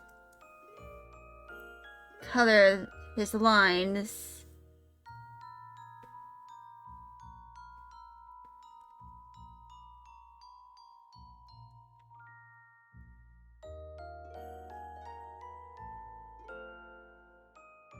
All hail the snorb.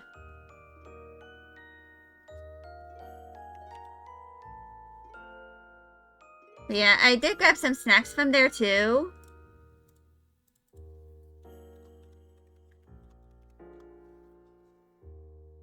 But yeah. It's amazing to sit in class and see cousin other animals just waiting around the room. Are you by chance studying to become a veterinarian? Or do you just just do stuff with animals? Schizophrenia is the only thing keeping you entertained in school. Ah yes, so it's the mental Illinois.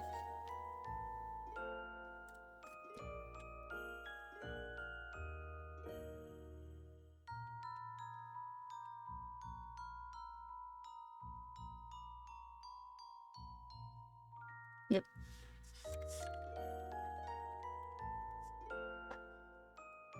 And now it is time. If it's not the schizo, it's the ADHD. Ah, yes.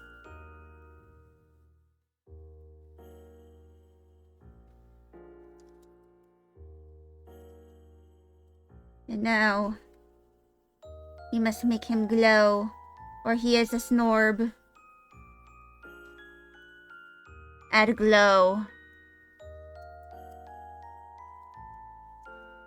The snorb is done. He is here, my son. There is a negative space here.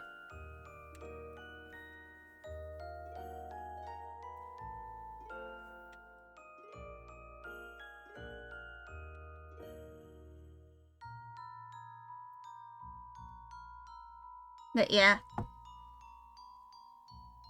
That is one more frame filled out.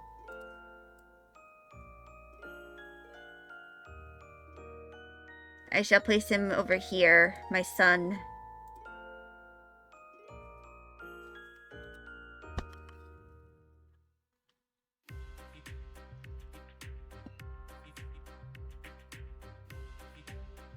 But yeah. I might redo the fire over here.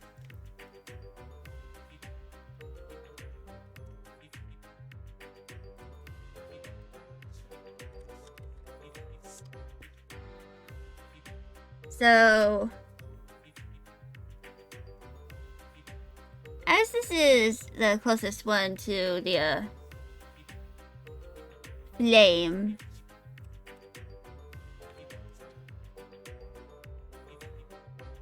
he shall be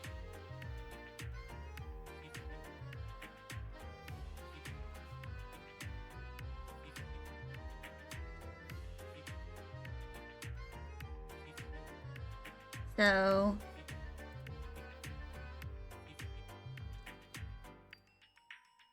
Yeah. And let's make sure this color aligns.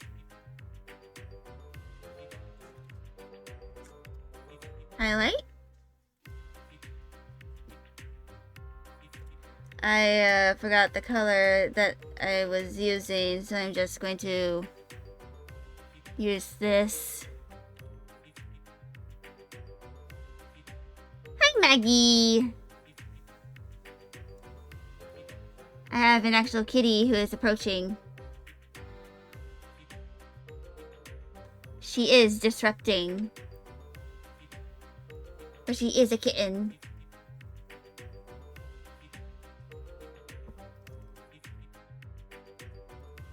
Add glow.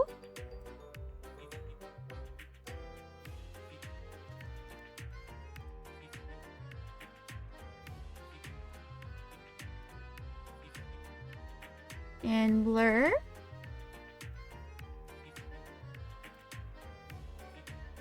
And that frame is complete.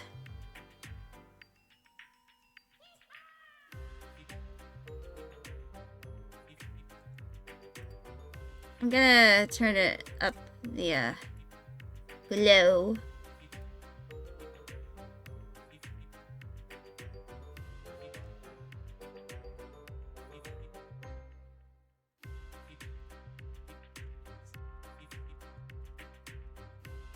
I'm going to rename that to the Snorb frame.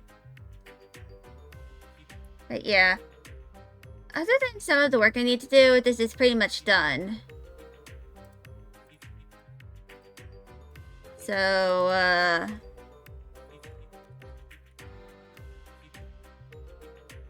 I'm going to change that to overlay.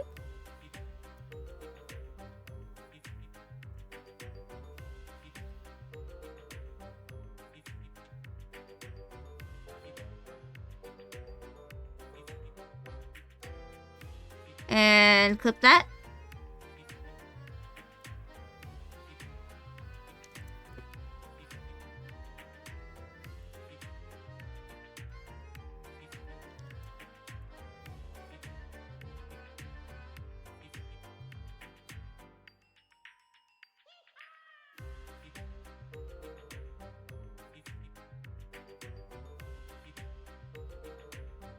So, yeah.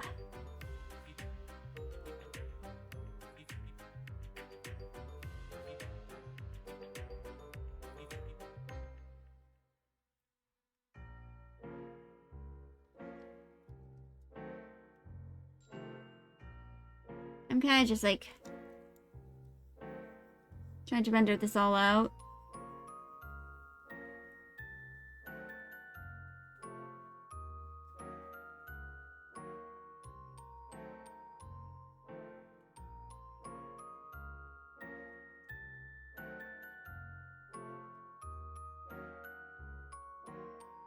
And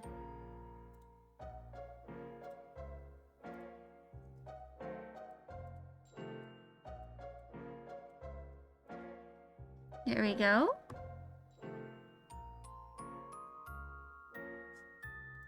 So I think I need to do color.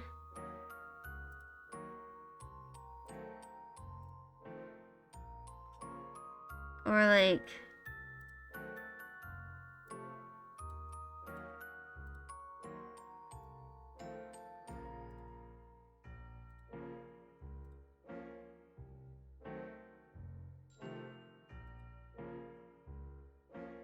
yeah, I think overlay should be good.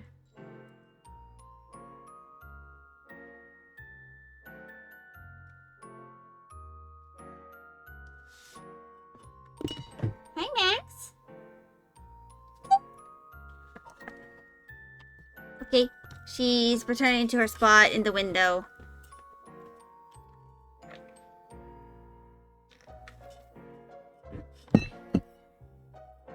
But yeah. I'm kind of like just doing a bit of stuff.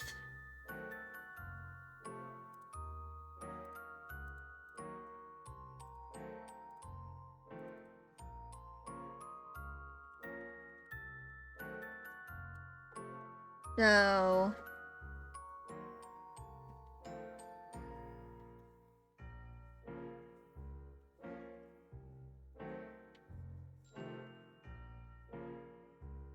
I'm kind of like just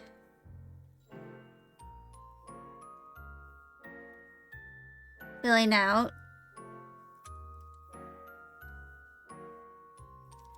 and like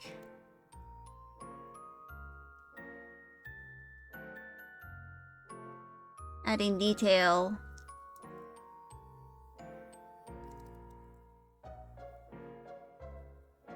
So as I am kind of like going on with the frame.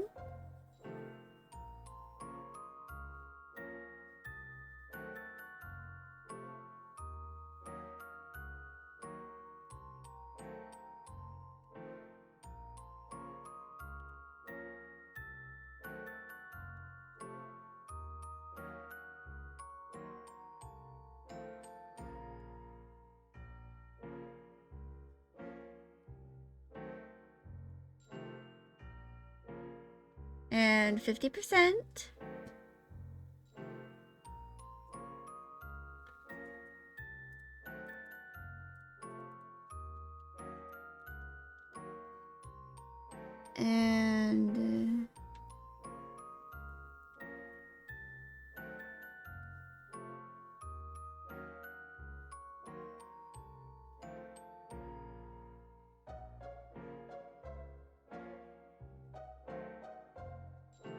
And fill that. Hello, girly. She's back. Hello, Maggie Wags.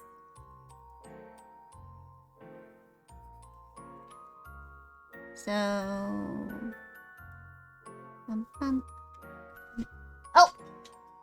Are you okay, Maggie? He fell. Poor little Goyle.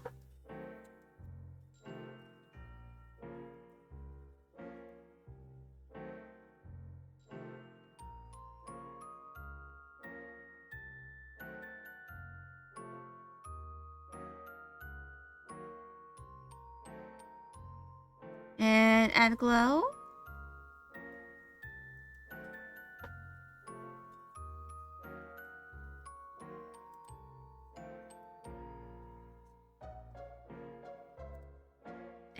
And I think that looks pretty good. I might need to blur out the highlight a little more.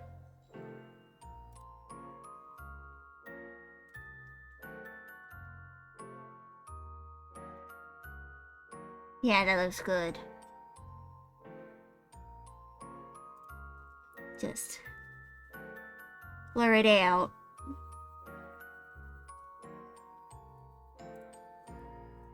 But yeah.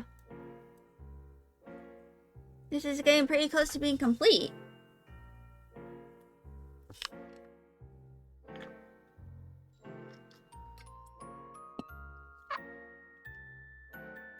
In fact, I might just change some of this. Of course, I need to change some of the frames. But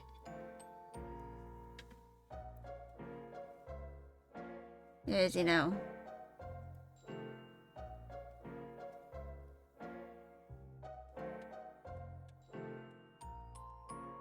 this whole thing.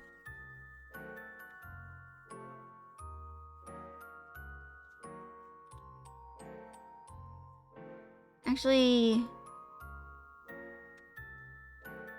let me do the lasso.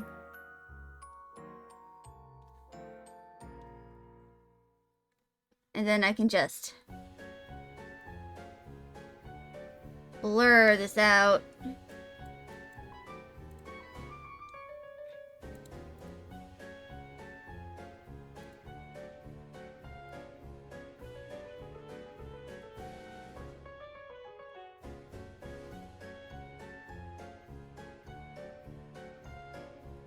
And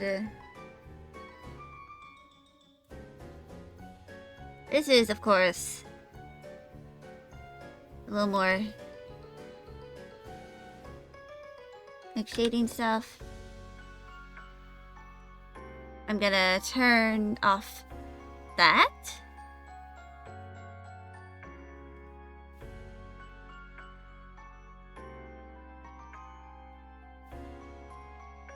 Of course, once, I am to a point where I can animate Ashlyn in this, I will.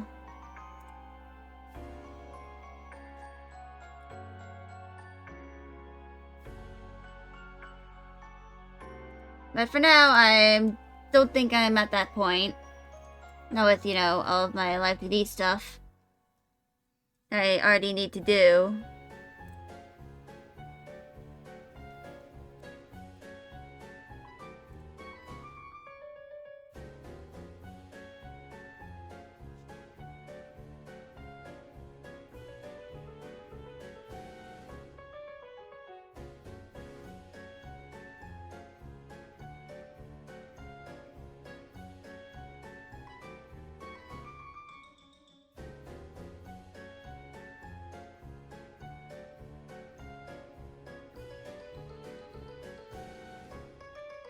Let's put that at normal.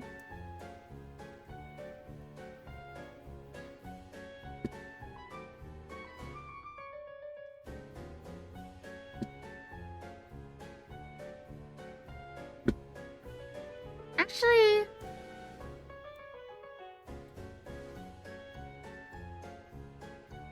yeah, that looks good.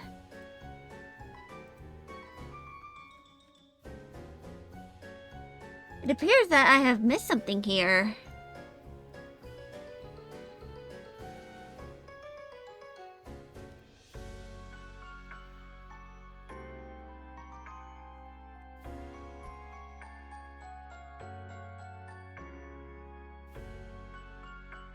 It's some shading.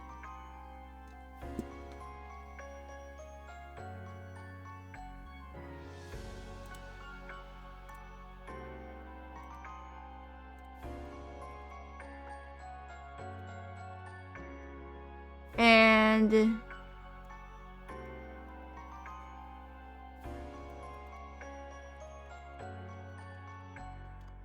overlay highlight.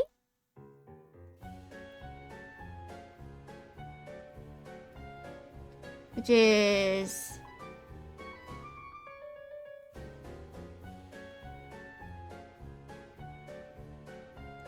Kind of just going to be a lot of this.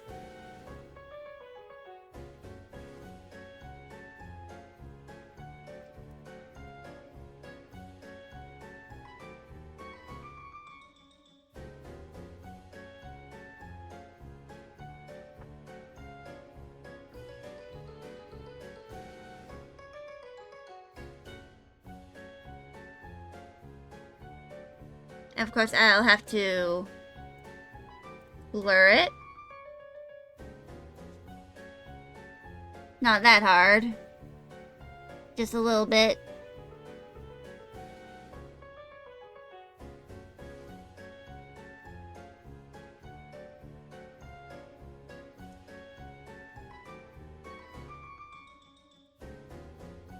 But yeah.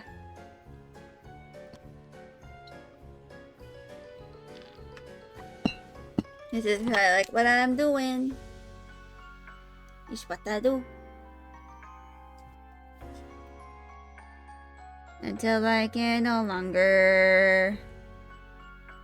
AKA when it's done.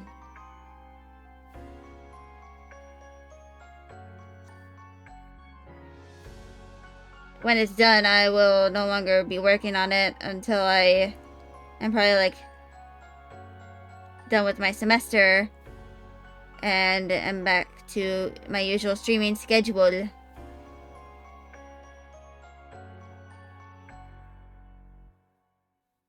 And other than that,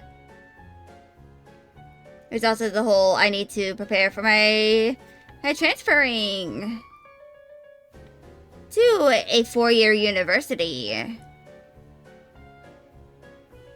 I just have a lot of things I need to do this year.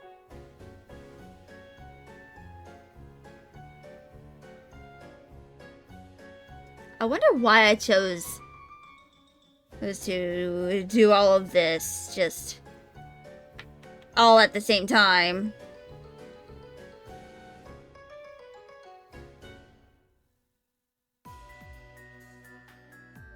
I mean, something I can probably like do is like if I'm, you know, really thinking about it, is, you know,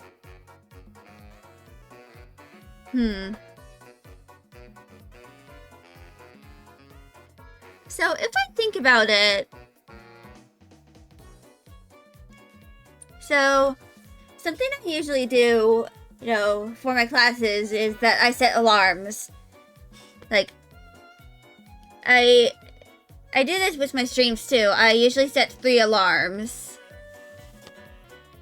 So, I'm actually going to save this. And I'm going to kind of like make an explanation. You know. So,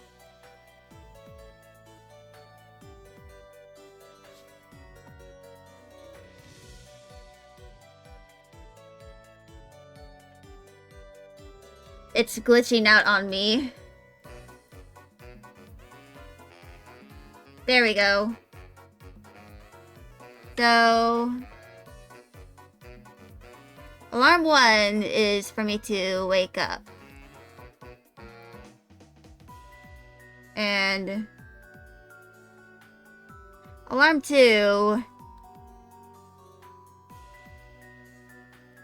is to medicate with my Adderall. And alarm 3 is usually to either get on Zoom or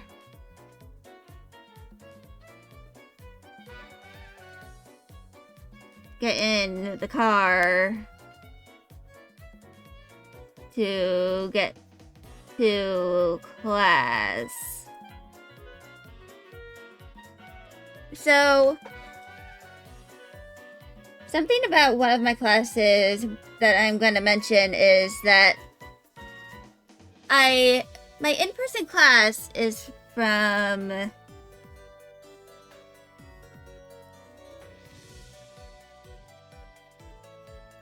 1500 to like 1830. So from like 3 to 6. And I have to travel there because it's in a city that is half an hour away. Unfortunately, as I don't have a driver's license at the moment, I cannot really drive myself to there. So if I am punctual, I get going around like 2:30-ish. Like, the latest I want to try and go. So, like, I tend to do, probably gonna try and do, like, have my alarm for that be around 1400. Which is basically, like, so I can, like, head there early if I'm able to. However, because, you know, it happens later in the day, I can't really, like, take my Adderall. Well, my, like, extended release Adderall at that hour now, can I? Which is why I have quick release. I have a good amount that should survive me the whole semester. But probably, like, in the future, when I'm getting low, I have to, like, call the pharmacy to get my prescription refilled. I mean, lately I've been making my meds every week. So I'm, like, slowly trying to be a bit more independent. Where I'm able to, that is, because, you know, I still don't have a lot of independence in terms of, like, what you would consider being fully independent and living in being. Like, I don't have my own car. I can't really drive because I don't have a license. I don't have my own job. Like, I don't think might have to go on disability or something. And, like, probably, like, have a good chunk of that go to, like, paying for my tuition or, like, just all the stuff I need for, you know, all my classes, because college is expensive. You know, like, for anyone wondering how expensive college is in the United States, the biggest thing about it is that, the big thing is that it isn't just, you know, the tuition you have to pay for. The tuition is just the cost of, you know, being able to participate in that class. Because they do need to, like, pay the teachers and instructors. There's the money in order to, like, have them be able to, like, teach the students.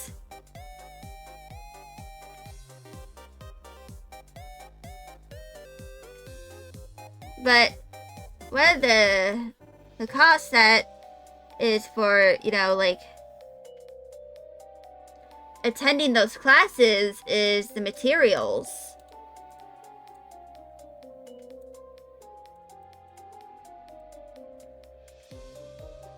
You kind of, like, need to pay for textbooks, like, depending on the class. Like, if you are, for example, like me, and you're an art student, and you are in a class that requires traditional drawing, you need all the materials. Well, for that, you need art. You need paper that is meant for like artists, like somewhat good weight, and usually they provide certain measurements for like with your sketchbooks and all that.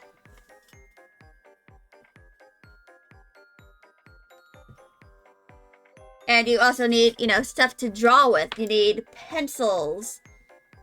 Also, you need markers sometimes. Sometimes you need charcoal. You need erasers. Usually they will also specify you getting rubber erasers, which are basically like also kneaded erasers.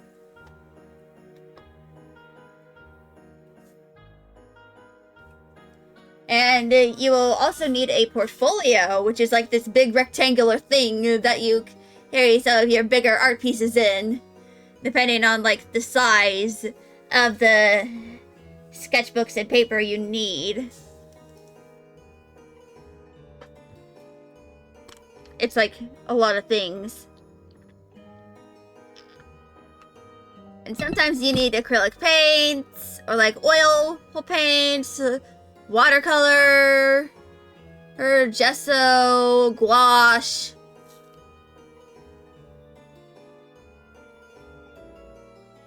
And like something to kind of like correct the any mistakes you make. Animation class, you need a drawing tablet, which can get expensive really quick, especially if you are looking for like screen tablets. That is, of course, if you don't already have one. And for a lot of the classes, you need a reliable internet connection because they are online.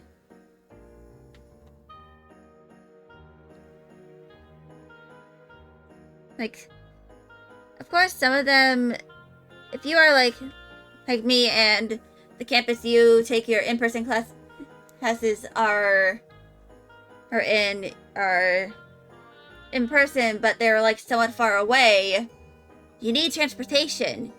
You either need to have a car yourself or like some sort of vehicle to drive, or you need someone to drive you, or you just take the public transportation, which can be somewhat unreliable in these parts. In this part of the world, we don't have a lot of like reliable public transportation, if any. Usually like the biggest cities are where you kind of like have the highest amount of like good public transportation. Like, that's usually where the highest quality transportation is in the United States. Like, Washington, D.C., Chicago, New York City. Like, I do live in a city. And I also take my classes in another city. But we don't really have, like, a lot of trains and stuff. Or, like, the most we really have are like buses and of course, the good old Uber or Lyft things. In my case, I just have my mom or dad, depending on who is, available, will drop me off and pick me up.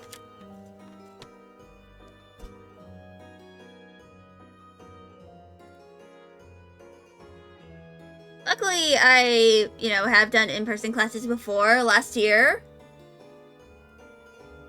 If any of y'all were here last year, you probably remember that I was on hiatus around this time of the year because I had a full 15-week class.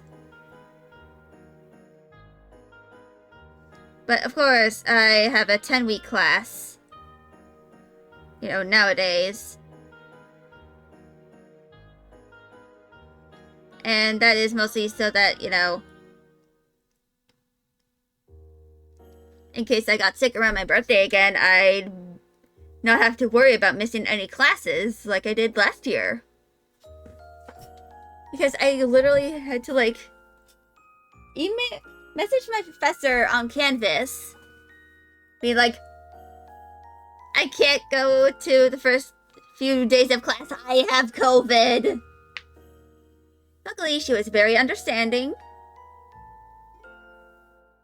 And I did need to, like, schedule a telehealth appointment so that I could get, like, a professional doctor's note that I, wouldn't be available for, like, a week or two for attending classes. But I did pass the class. Luckily, it was involving writing, which is one of my stronger suits.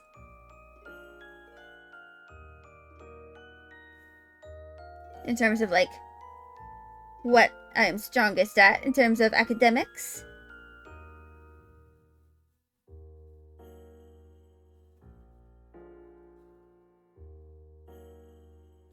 But of course, I don't know. There's, a lot of things that I need to do. And since I'm, a full-time student now, or at least I'm gonna be in 3 weeks, I need to, like, figure out everything. Like, the most important thing I need to do is that I need to, like, I need to figure out a way to balance my personal time with my time in, like, student mode. Because I can't really, like, walk to a library and do all of my assignments there. It's too far away. And, given my chronic pain, I'm going to be in pain when I arrive. Up to, the, library. However, since my brother is not here, I can probably just walk into my living room and do my assignments there. Or I can just, like, Pavlov myself, I guess. But yeah. It is kind of like something I need to do.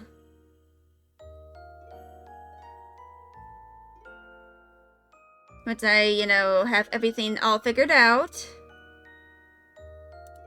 Of course, I might not be able to stream more than, like, once a week if I am able to even stream at all. But, other than, that whole dealio involving,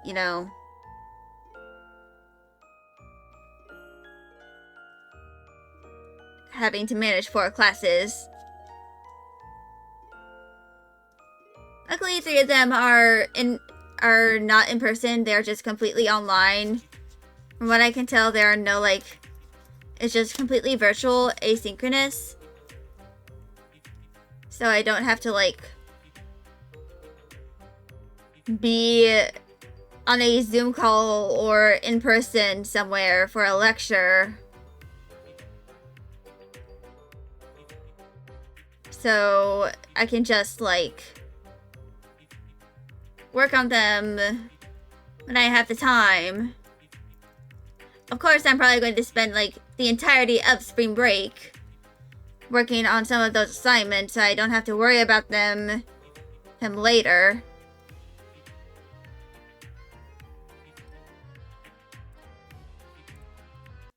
But anyway, I am going to go take a break. It's going to be a somewhat longer one because I am currently hungry and I need to consume food. Luckily, I have plenty of snacks. But yeah, I'll be back probably in like 10 or so minutes. Like, depending on how long it takes for me to finish eating. But I shall return.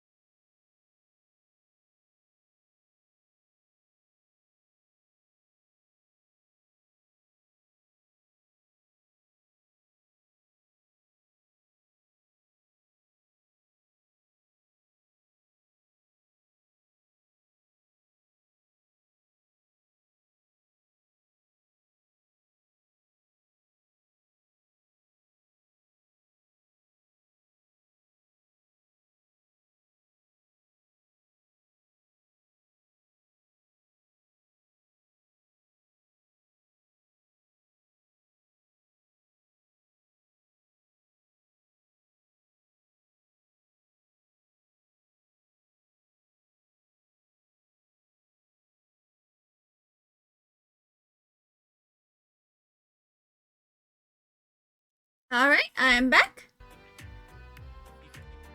And so...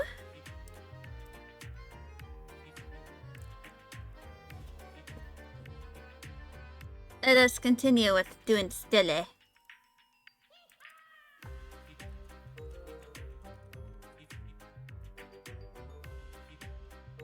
So...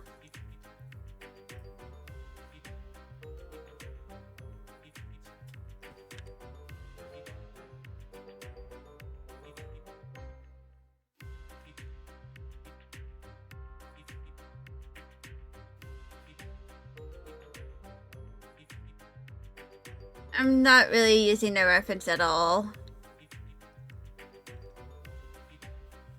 Even though I probably should.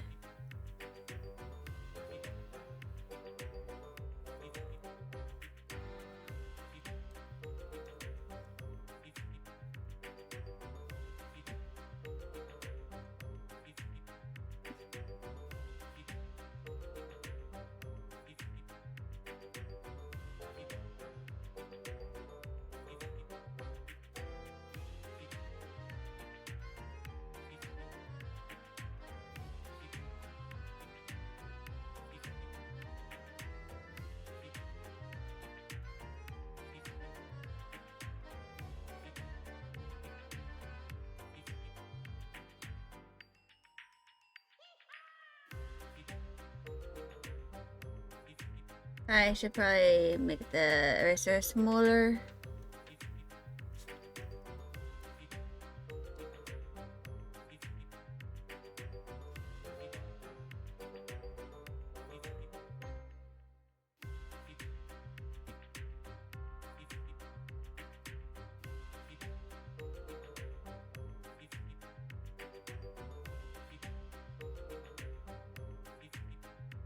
Yeah, I wanted to like make her in a pose that like looks like she is like serving, not in the literal sense, like in the slang sense.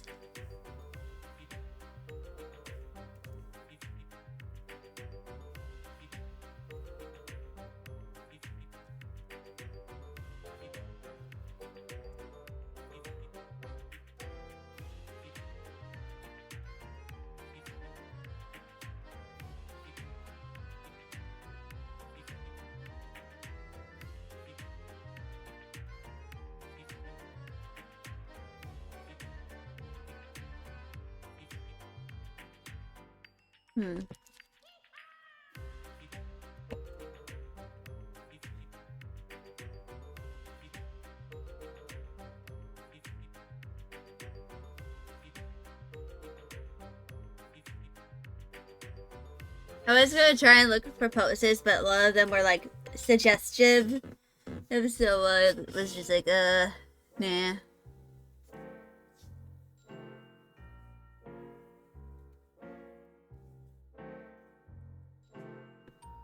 And this isn't really working. I'm just gonna look at the poses again.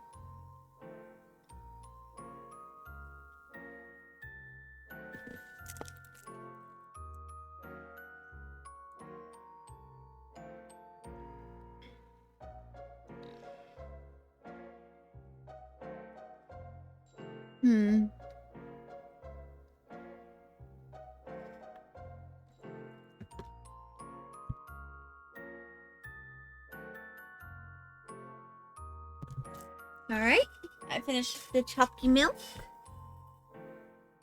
And I found a reference.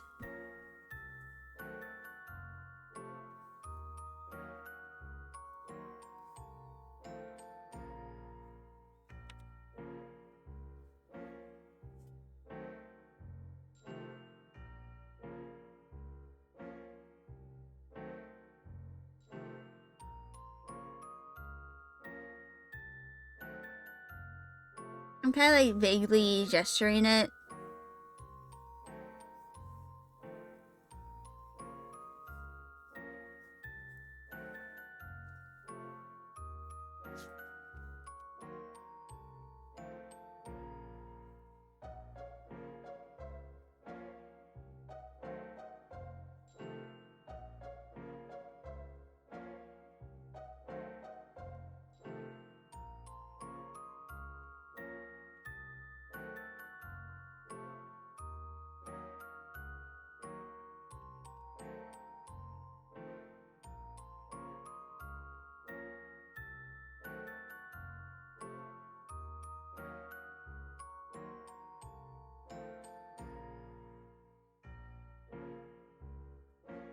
And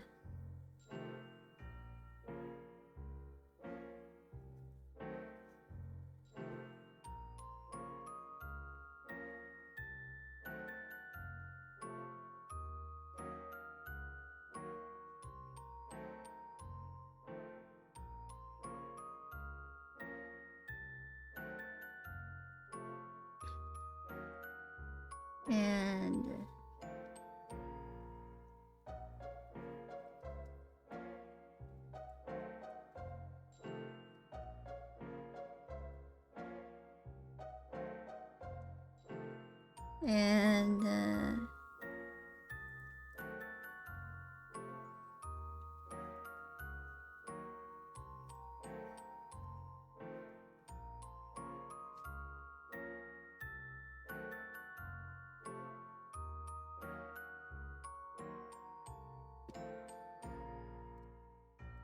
I'm gonna bring out this outfit I made involving Infinity Nikki for Stelle.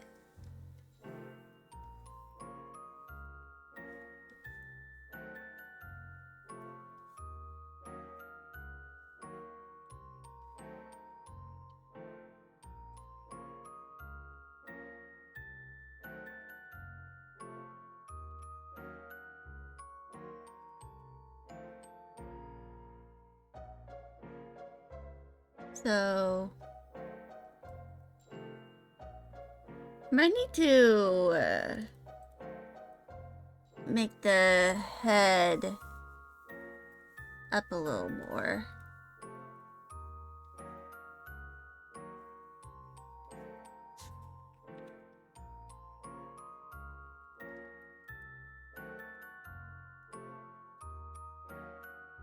So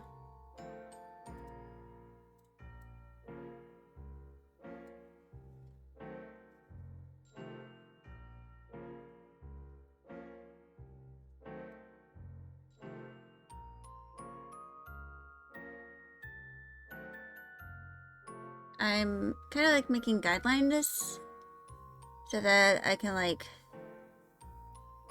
you know,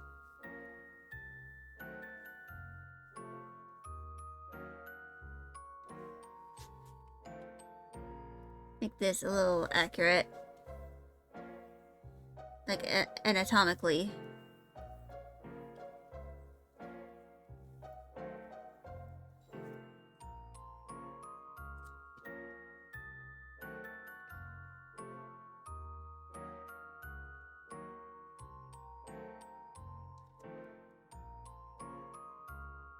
But yeah.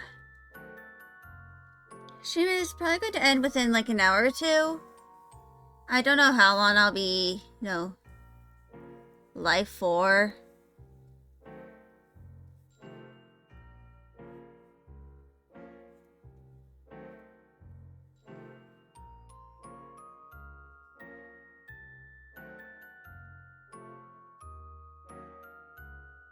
But I am going to try and at least stream for like another hour or two.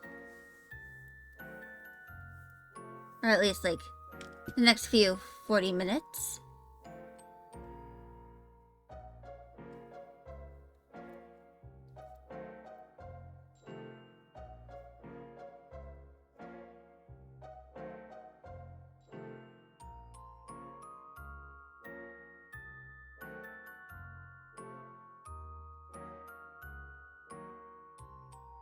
But yeah.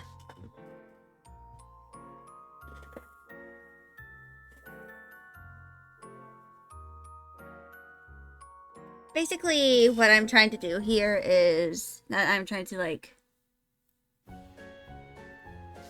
make a little pose here.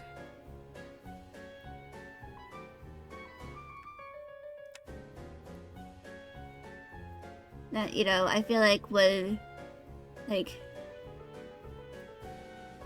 it kind of like feels like her.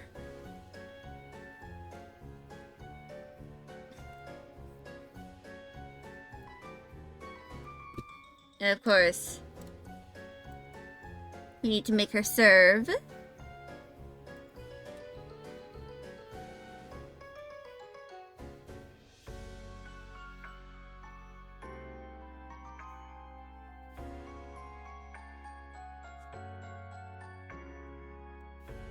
she probably, like, wears high-waisted skirts a lot. With, like, crop tops.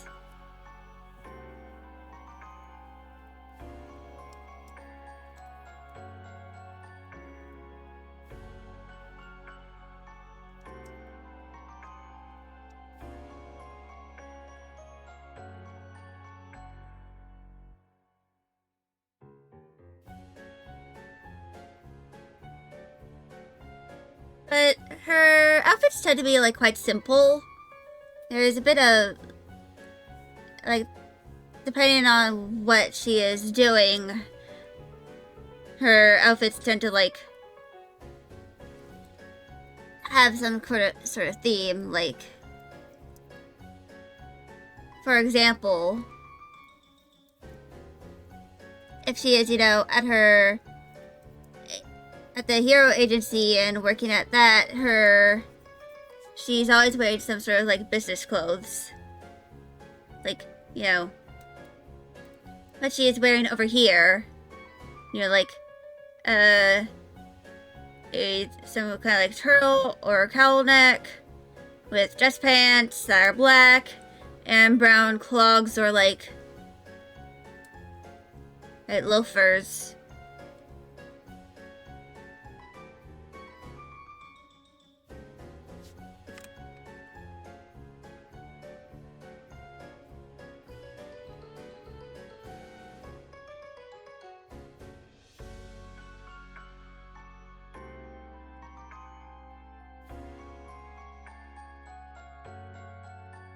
But yeah. Whenever she's at home, she tends to wear something more comfortable that she can, you know, or like during her bad chronic pain days, she tends to wear looser clothing.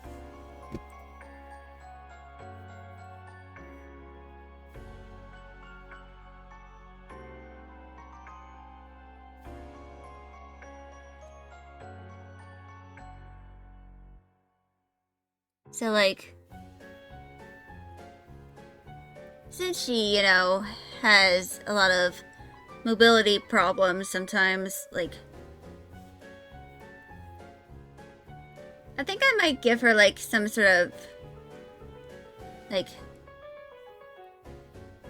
brace over here.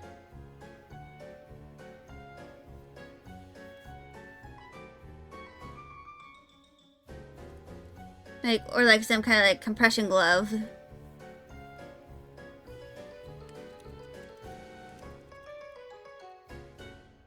Like, I can imagine that, you know, at least one of her, you know, she probably experiences carpal tunnel a lot. Like, depending on what she does.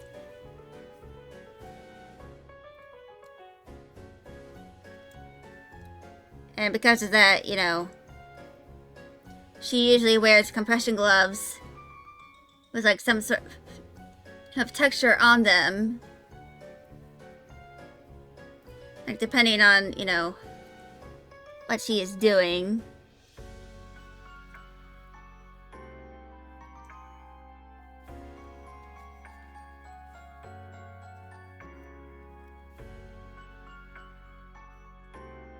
But, because, you know, one thing about, you know, the poles you use for pole dancing is that usually if you, like, wear, like, standard clothing, like, you know, if you wear pants with them, for example, you're gonna slide. They're made to, like, kind of, like, you have to use you can't really wear a lot of, like, more reserved clothing.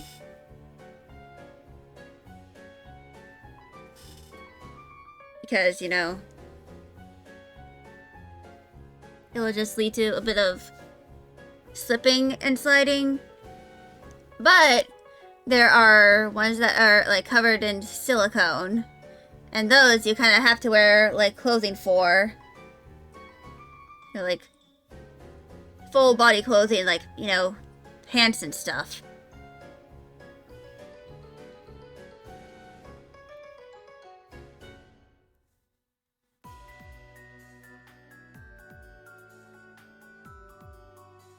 Yeah, I kind of like... I'm kind of like imagining Stella as like...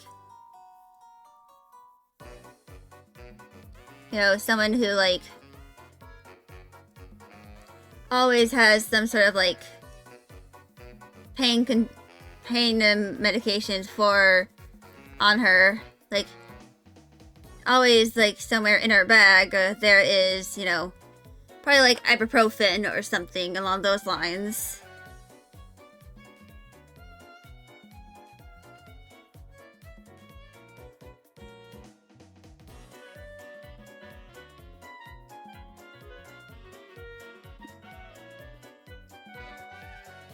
Basically,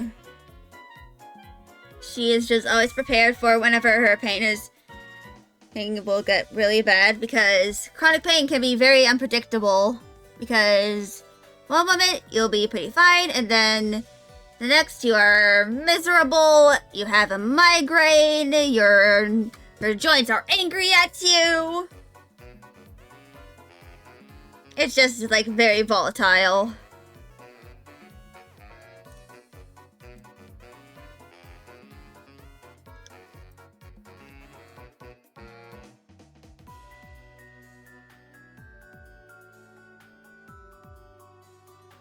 But yeah. Because of, you know, her whole, like, thing about, like, being, like, trying to dismantle or, like, reveal the secrets of a government organization while also having, pretty sucky chronic pain. Though not as bad as her siblings, because theirs are bad enough that they sometimes can barely leave the house without, like, some sort of mobility aid. And some of them... And they also, because of, you know, the fact that they are, like, very similarly sized, they often share their mobility aids, I think. Like, some of the more standard ones that, you know, aren't customized to specifically their needs. Like Stella, for example, she kind of like has a rollator, and that's what she often brings to work. And one of her siblings has, you know, forearm crutches. And another, you know, has a wheelchair that is specifically made for them.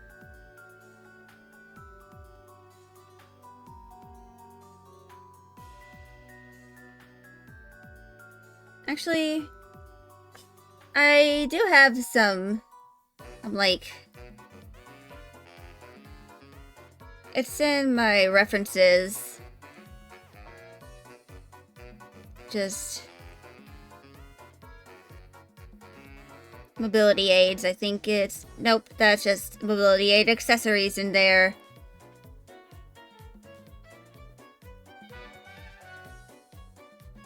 But, yeah.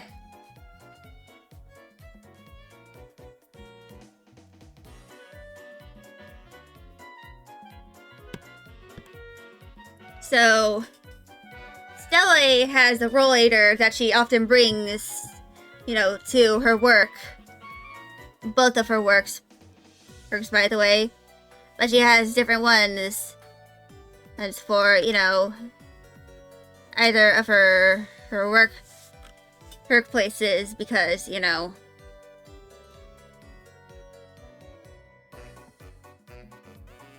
she is, you know, trying to have people not recognize her at her other... when she's working her other job. Like, if... like, because of, you know...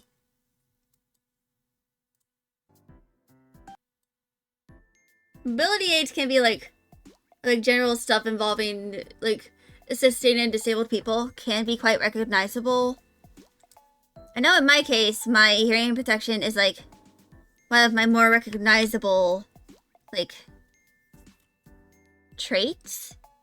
Like, the part Partially because I always wear purple hearing protection.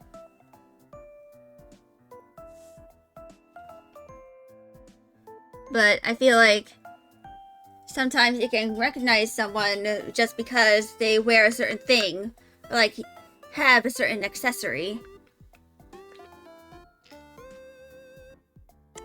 And for example, for Stella, she almost always is wearing some sort of wrist brace or glove. Like a compression glove to like help manage her pain. That, and she, you know, always has some kind of rollator that has quite a few accessories. Mostly like additional bags and stuff.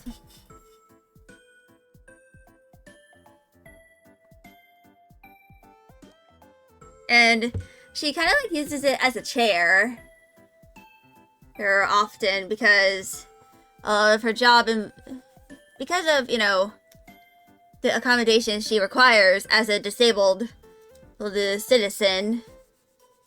Like, I like to mention that her, you know, disability is not really connected at all to her being a scion. She just happens to experience chronic pain and is also a scion. And because of that, luckily her being a scion can help a bit. Like, because of, you know, her ability to manipulate glass, I feel like she can probably like also regenerate or like heal herself a little bit by just like absorbing glass into her body. Just like place her next to a pit full of fiberglass and she'll like just slurp it into her body.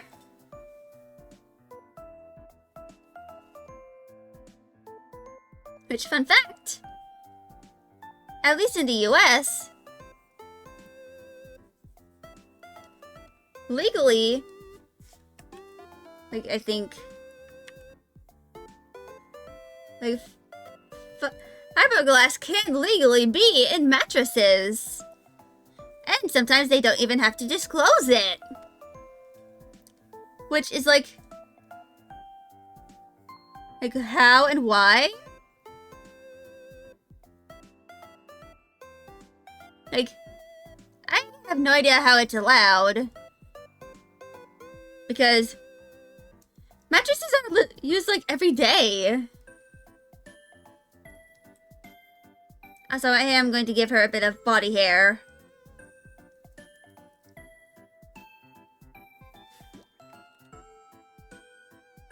Because, you know,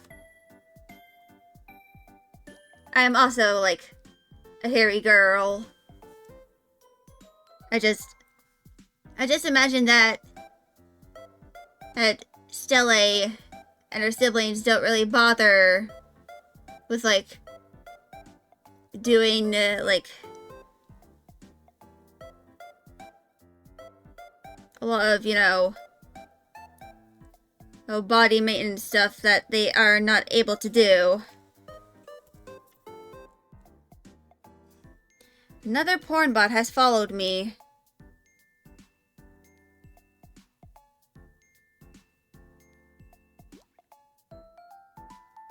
Luckily, I could tell pretty quickly.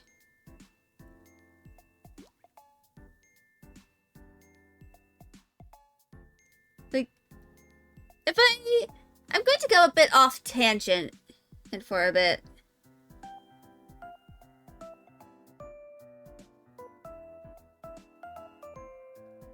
And, so, I'd like to mention that I am an admin for a group on Tumblr. It's a Transformers community, of course. And like, sometime last year too, there was a bit of time where, like, we had a bunch of, like, porn bots infiltrate the community and start and do their thing. Whatever the hell their thing is. And the worst part about the porn bots just doing their thing in the community?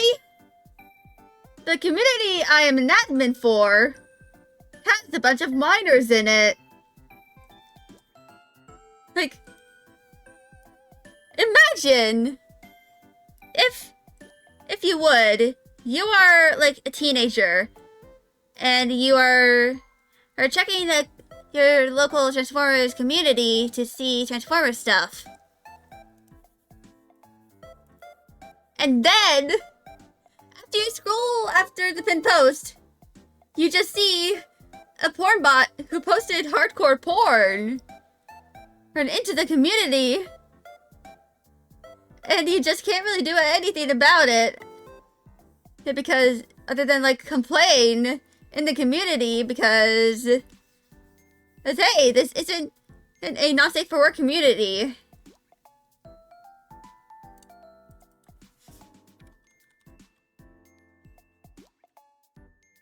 Like,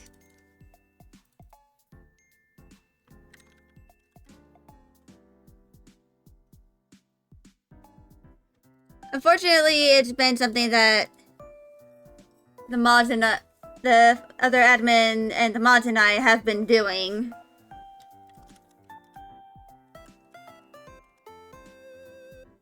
Also, I'm kind of serving for like no real reason at all.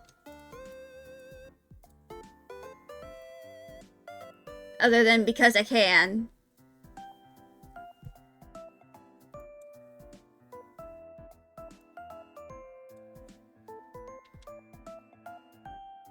But yeah.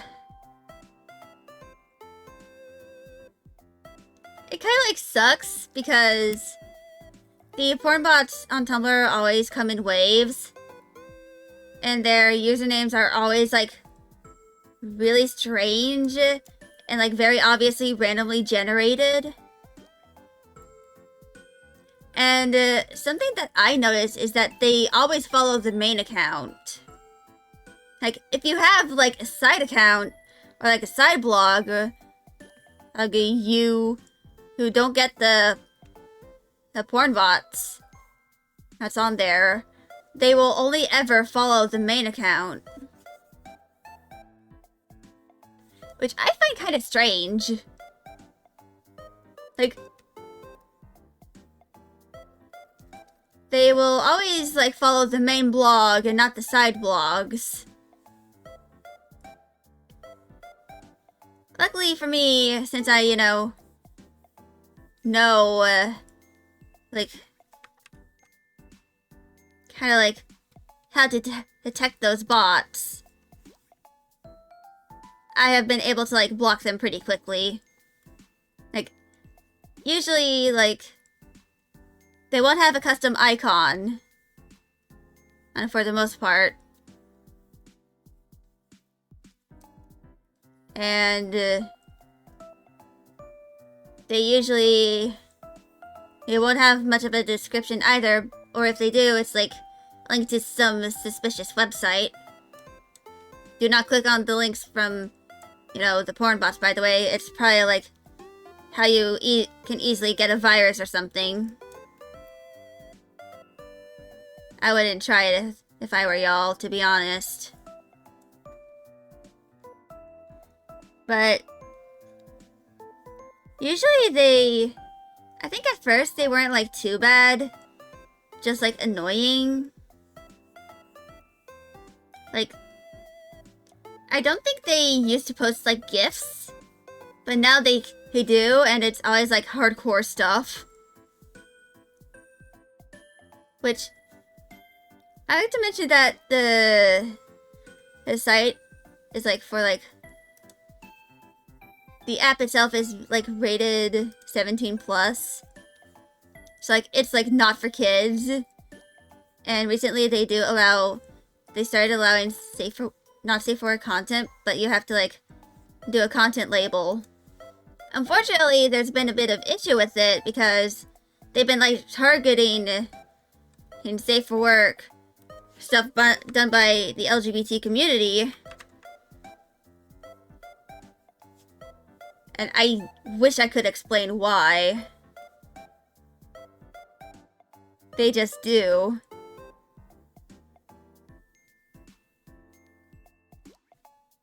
But, yeah. Usually, in order to, like, detect a bot, they usually, like, don't have much of a... They usually don't have, like, a title or a description. They always have the default icons. Like, they almost never really change them, but if they do, it's always, like, some sort of woman, or something. I don't know.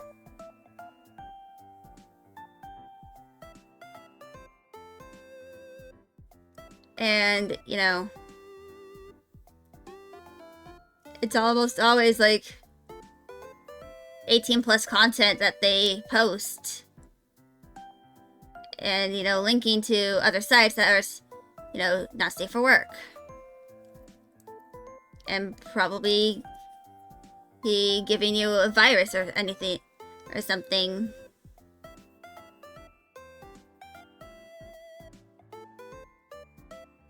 But yeah. Unfortunately, recently with the addition of communities onto Tumblr, the porn bots have been raiding into those communities too, and doing their thing there.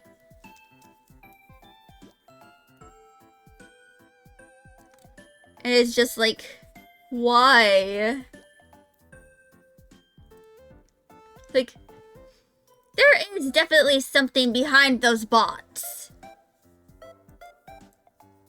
Like, I genuinely do not think that those bots are just doing this all on their own. There is something, like some sort of company, just trying to, like, do that thing. And I think I know why they're doing that. It's like, I think it's a bit of a conspiracy. They're trying to get people addicted to those things. Unfortunately, those things kind of work. There's a reason why, you know, gambling and stuff is a huge issue in, you know, Counter-Strike.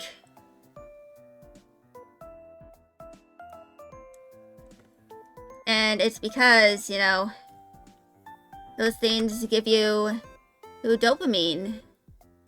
They give you those feel-good feelings, so you continue to consume it. You continue to consume those media.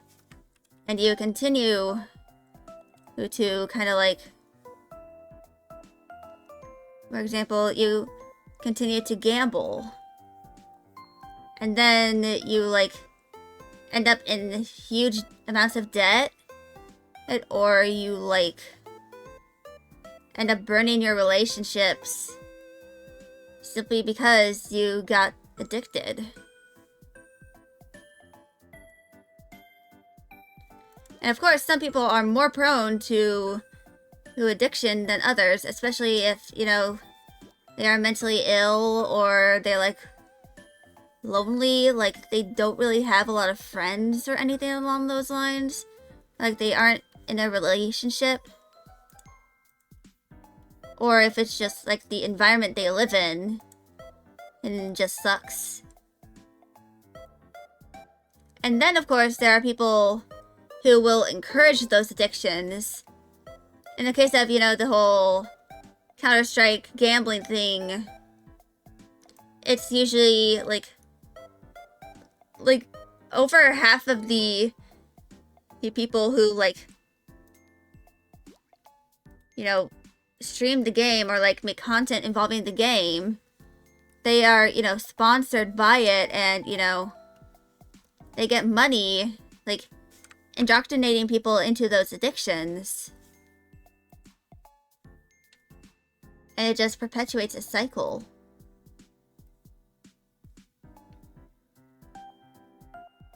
It was just this cycle of addiction.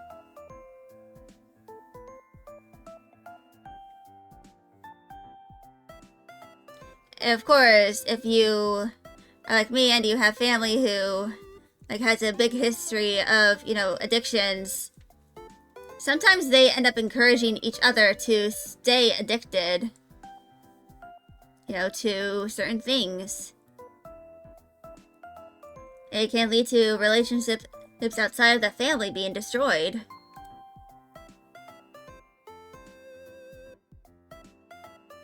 And it just sucks.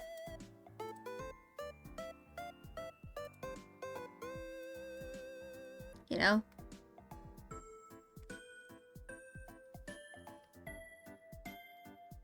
If you like... Of course there are resources to help, but unfortunately some people... There are, like, often fallacies involved. Like, for gambling, for example, they think that they might be able to get it big if they just gamble one more time. Gamble just a little more. And some people just don't want a cure. Or they don't want to change. And in the case of, you know, certain 18+ things, they end up, like, getting a lot of misconceptions about, like, certain groups of people, like, you know, women. And, like, they think certain things that aren't true and are just done, and those things to, like, make it more exciting are true. And then when they realize that it's false, they just try to double down on their beliefs.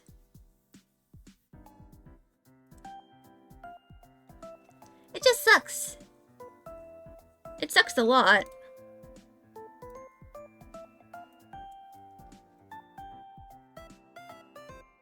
And I really hope that everyone who, you know, is struggling with those is able to kind of, like, get help. You know, in the future, to, like, help them, you know,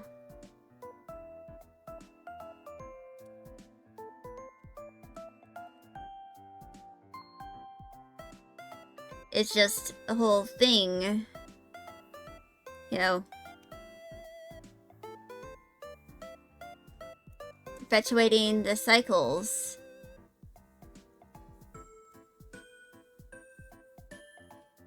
Of such things is just really harmful to, like, literally everyone. And, you know, of course there's the whole thing about, like, certain things I don't know if I can really mention, but as long as nothing is, like, done, there is nothing we can really do about such things.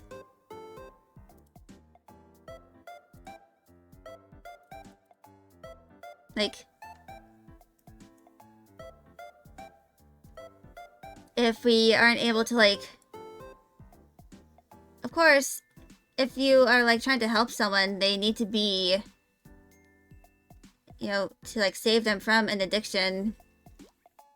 They need to be in a space where they are willing to, you know, get help for their addictions. It's because it's, like, very hard to quit something cold turkey. They, like, you know, need support. That's why sometimes it's hard to, like, stay sober. Because, you know, like, societal pressures to, like, just keep certain aspects of yourself hidden and, like, just not talk about it.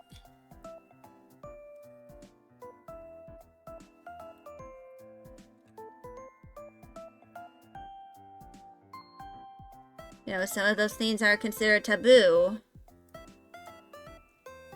And unfortunately, if those things are some things are considered taboo, even if they are, like, perfectly natural things to happen, sometimes it leads to misinformation and being spread about said things, and leading to a lot of issues later on, simply because of the fact that such topic was so taboo. You can just like, you won't be able to speak of it to, you know, the people in your community.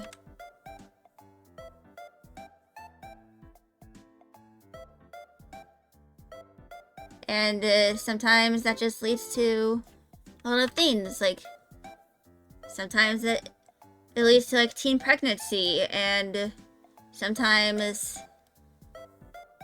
assaults that aren't like reported.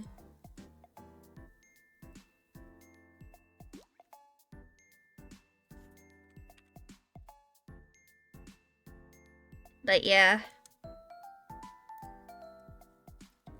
Basically just the considering of certain things that are taboo to talk about, but like never like in a way that you're just like never meant to talk about it, can be like very detrimental to, you know, those who, you know, experience it. You know, like, for example, in certain places in the world, like, you know, Poland, the discussion of disability is, like, taboo. You're, like, not meant to really speak of it. But, and I'm just like, that makes no sense. Because that, and, you know, some people, like, think you're not supposed to talk about being disabled. Even though being disabled just affects your entire life.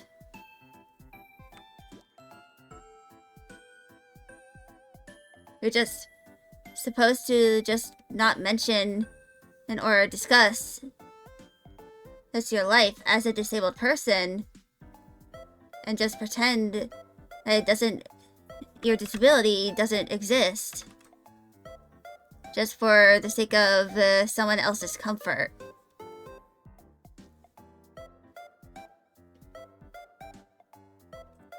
Like, that makes no sense at all. Like, why the hell should I not talk about something that affects my day-to-day life just because someone's uncomfortable with me mentioning it? Like, I noticed this sometimes in my chat, like sometime earlier, or sometime last year, I, you know, mentioned one time that after an intermission, I was changing my pad, and one of my chatters was just like, ew, why would you mention that? And to be fair, they were like, a cis guy. And I was just like, why are you so disgusted?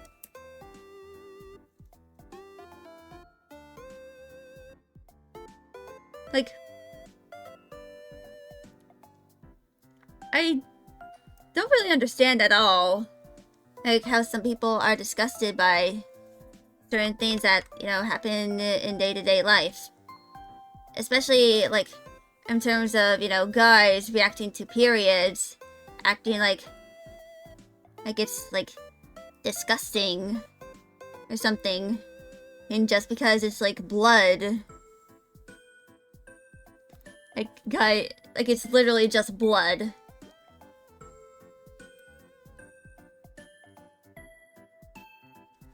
Nothing much else about it, it's just blood. And it happens every single month. Or like, it happens every few weeks.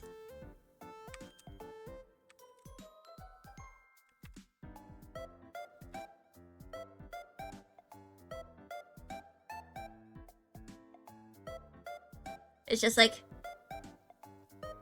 certain things we need to, you know, try to make some of certain aspects of life a little more normalized, you know, in our world, so that, you know, misconceptions don't happen.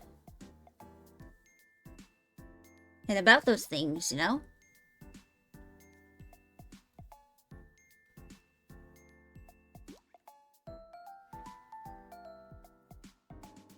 You know, like, having things that are taboo to discuss is how misconceptions happen.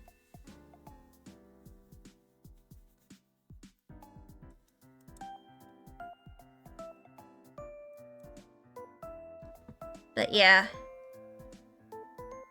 It is kind of like certain things about life, you know, that I do not understand.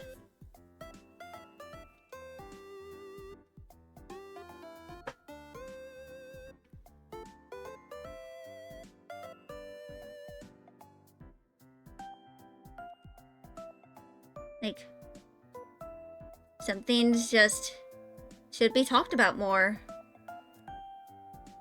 Anyway, that is one pose done. I really like it.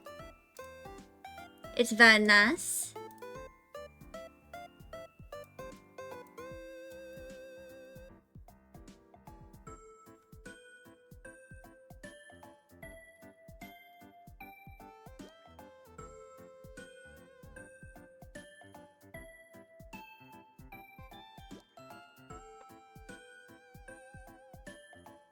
So yeah.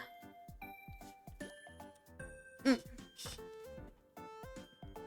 was shrimping for a while. Just gonna lean back in my chair.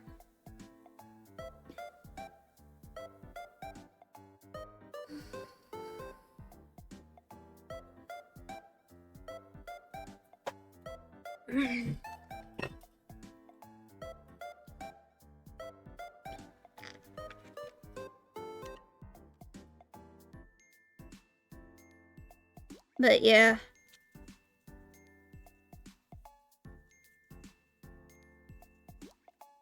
I might like... I don't really feel like stopping stream anytime soon. Like, I'm still in a bit of like a roll. You know, it's like... drawing.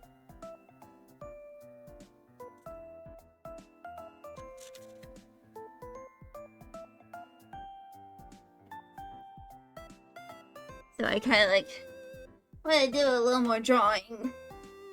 Like, at least until, you know, it starts to get dark.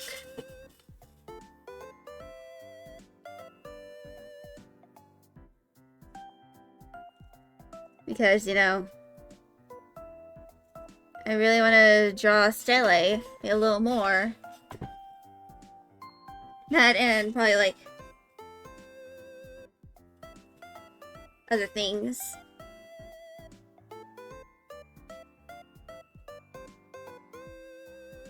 I just, you know.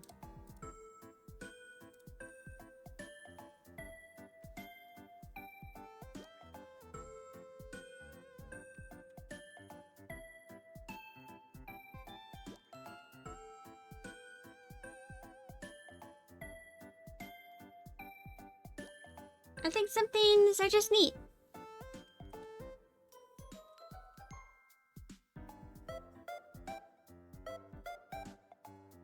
But yeah.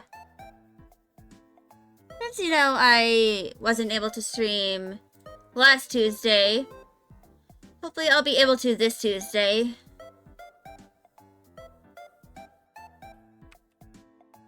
But, you know, because I want to try and do Mediton. You know, Mediton Neo.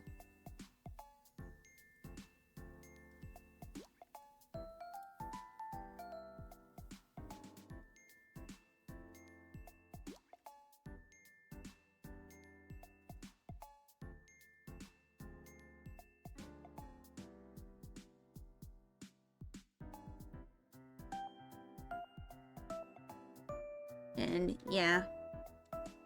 I am probably going to do like an intermission. You know, soon-ish. So that I can, you know, unshrimp.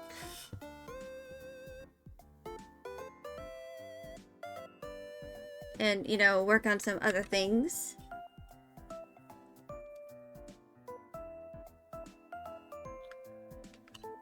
Like, something I want to try and do is to, like, you know, do the section and break, like, flourishes. But, yeah. I am going to return in a few minutes. I'm going to unshrimpify myself, and I'll be back.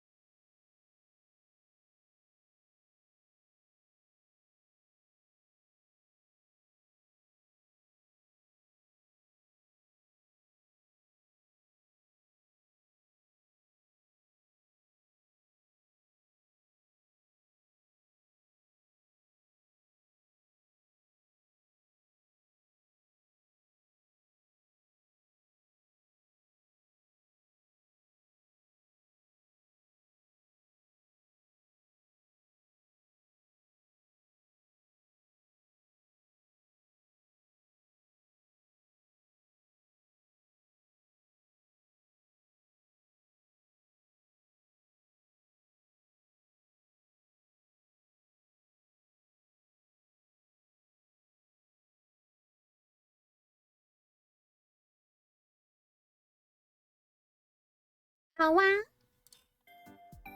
I'm back. And so, here's something I wish to do. So, I think I need to go into my downloads for this.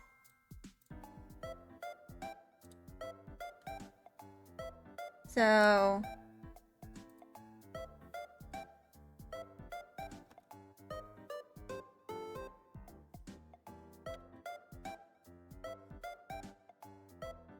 by 140.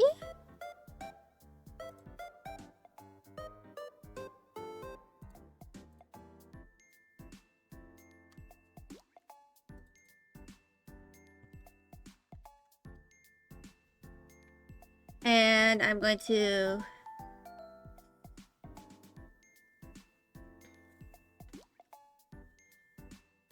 Ashley's Revenge, Big Blushes.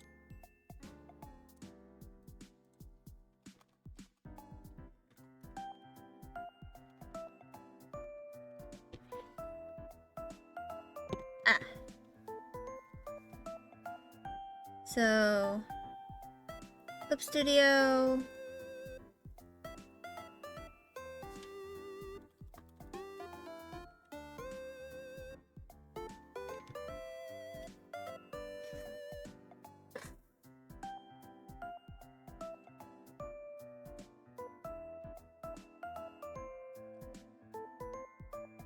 So,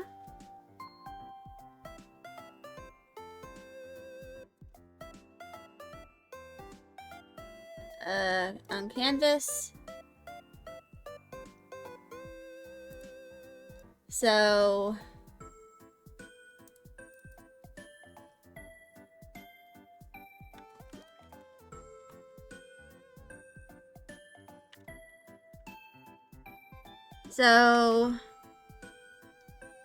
I am going to be doing a symmetry tool.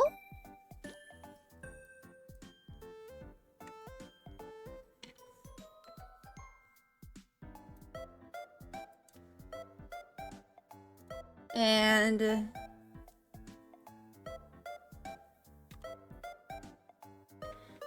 I'm going to basically just sketch out the area where the icon part is going to be. For anyone wondering what the icon part is, it's basically like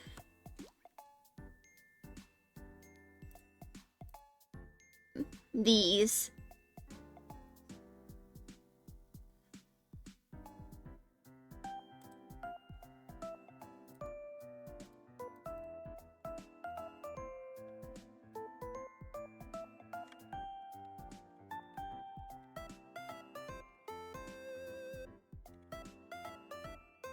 And now I can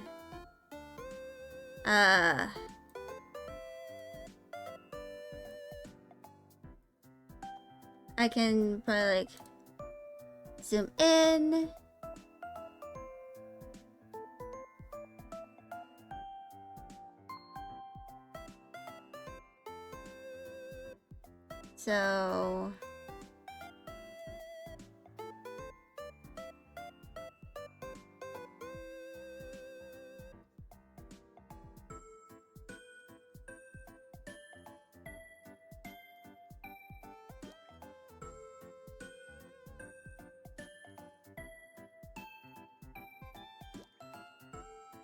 So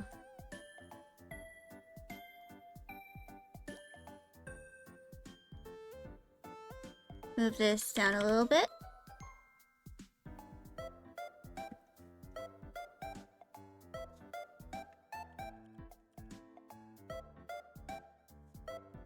And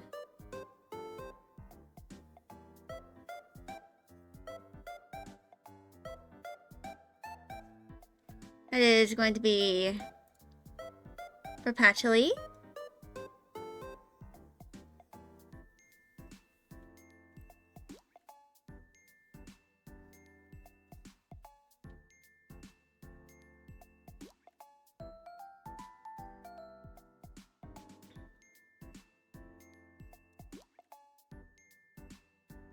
And yeah. So I think I'm going to change the canvas size.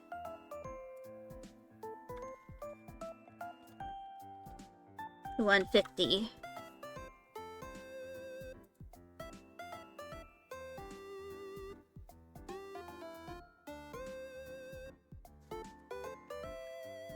And make this, you know, bigger.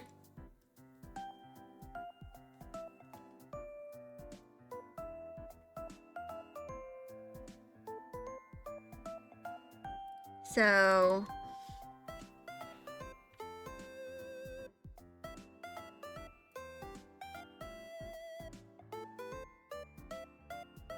I'm going to make a square.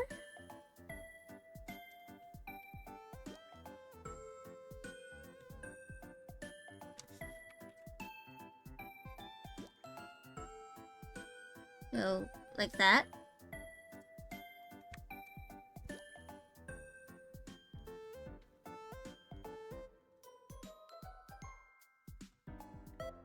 And that should be good.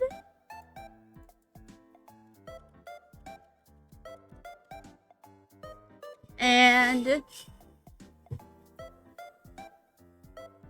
thing here that I'm going to be doing is I am going to be using a lot of the curves lines here. So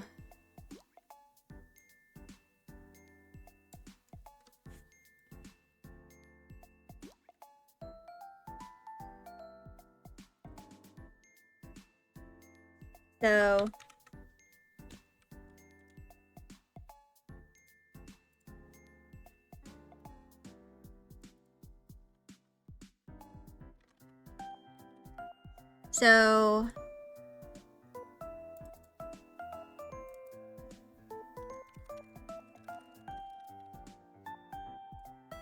I am going to be... I'm not going to try and do like something too crazy.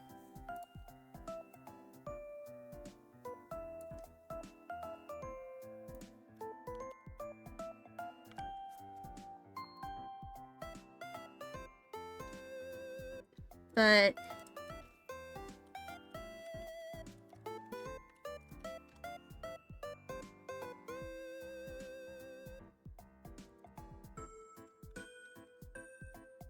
so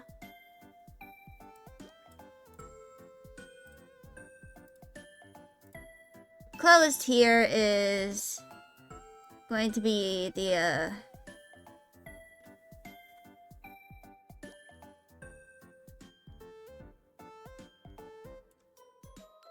just the line and kind of like designating that the eyes here are closed.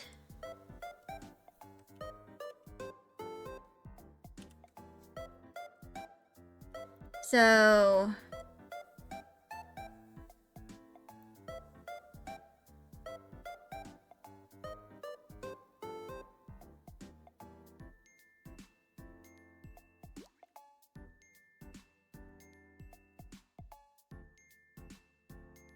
and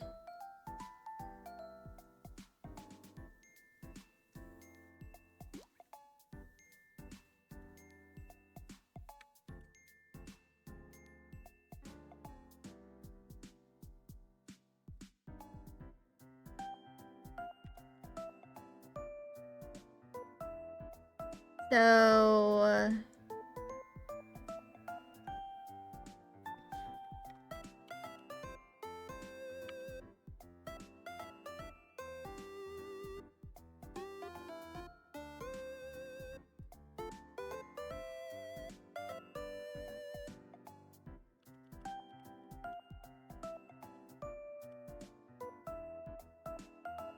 I'm now going to do that here.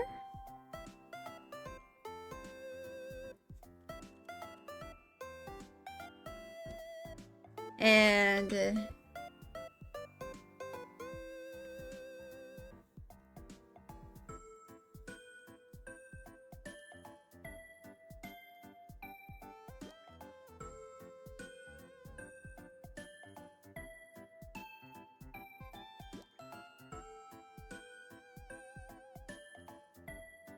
I'm going to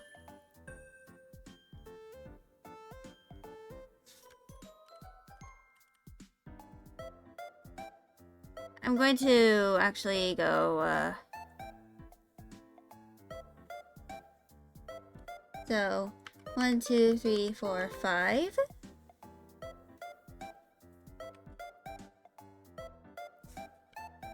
One, 2, 3, 4, 5. Transform.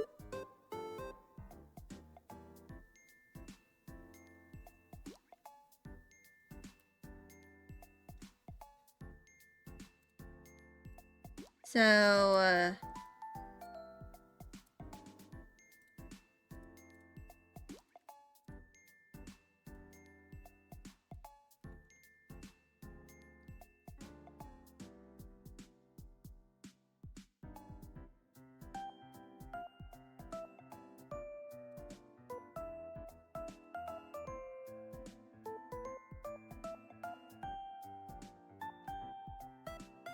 I think I'm going to, flip this vertical.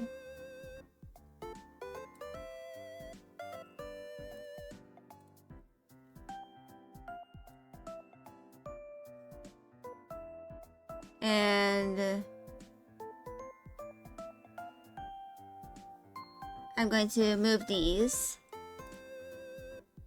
1, 2, 3, 4, 5, 6, 7.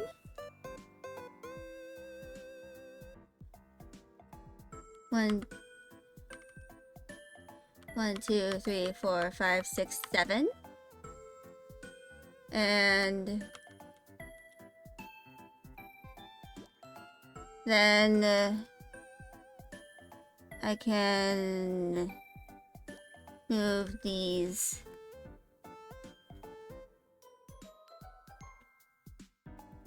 up.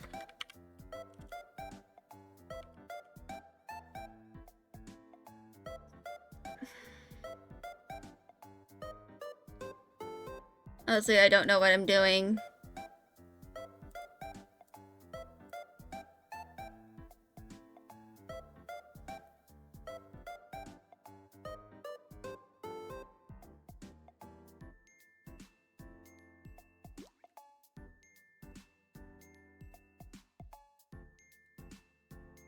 In fact, I'm gonna see if I can do this.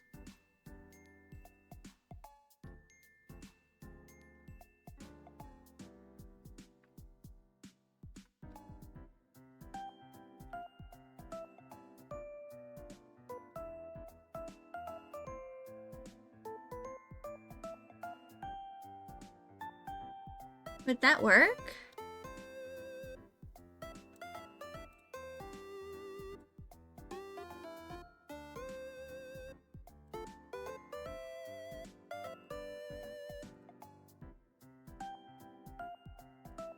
Like, could this work?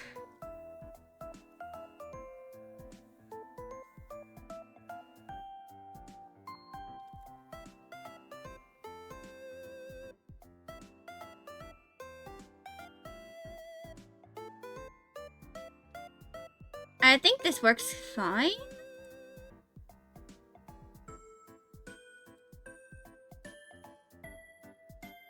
I mean, obviously it's not like the best,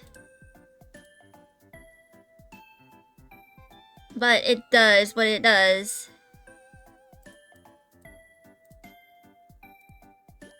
I'm just gonna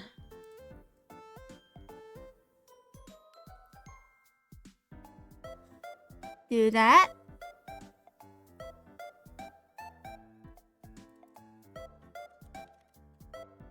And then open.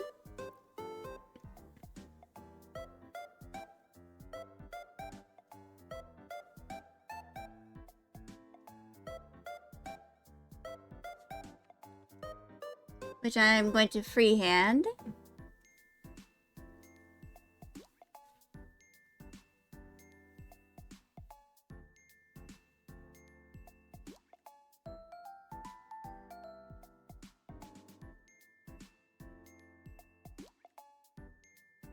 So it's not going to look like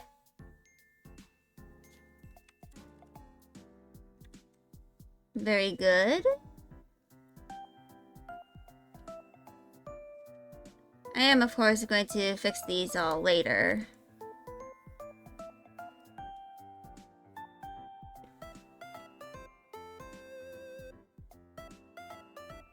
I'm kind of like just doing patch layers at the same time. Like all patch layers at these icons at once because it's just pretty easy for me to do.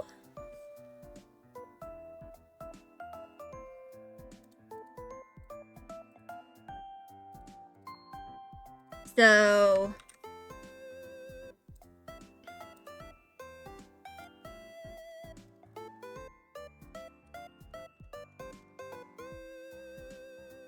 and rename this to Patchly 2. So now there are 2. Now the main thing is I need to do, you know, the actual flourish part, you know, for the left and right side.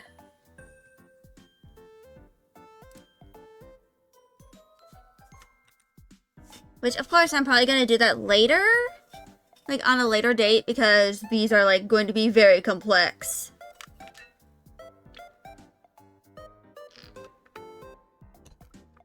You know.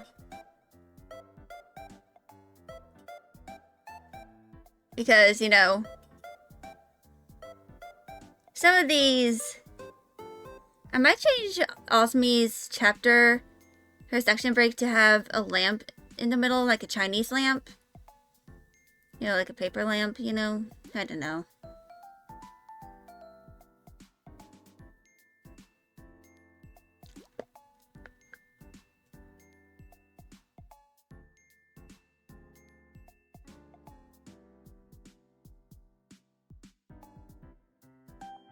But yeah, the section breaks are going to be pretty long. In fact, I might even try to include these as well colored in the game whenever I start making it. But yeah.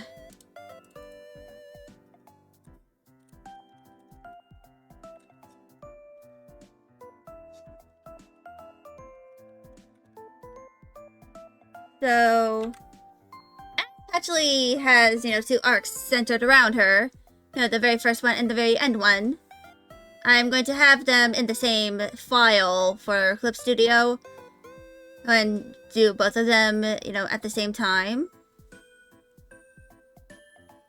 And then once I finish them, I can include them when I make the chapters. Like, when I start making the very last chapters.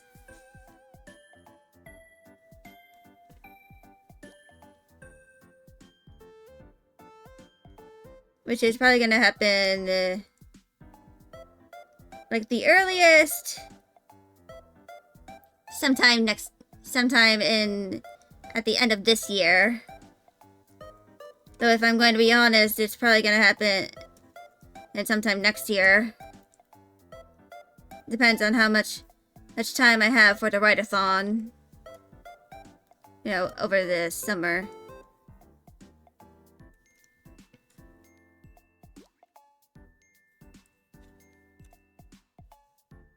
Because, you know, I'm gonna figure out how I'm going to do the write-a-thon first. But... I'm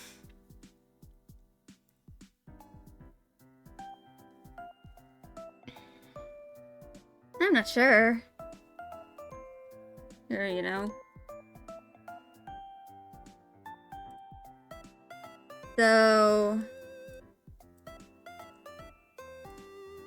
I'm inflicting that symmetry onto the other ones.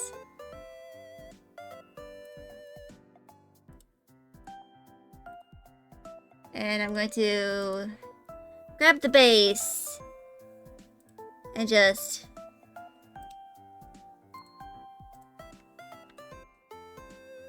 delete that.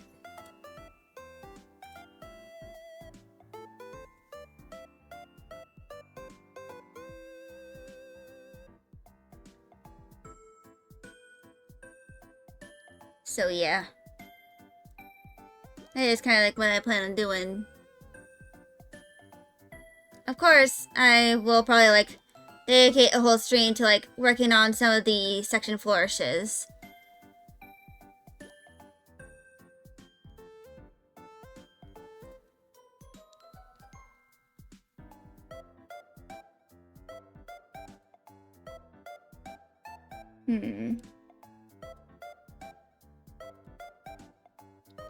And that is mostly so that I can like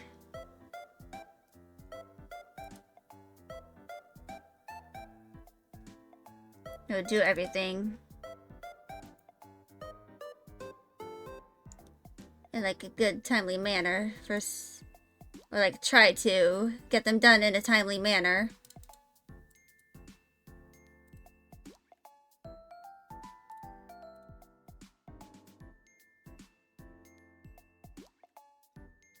But yeah.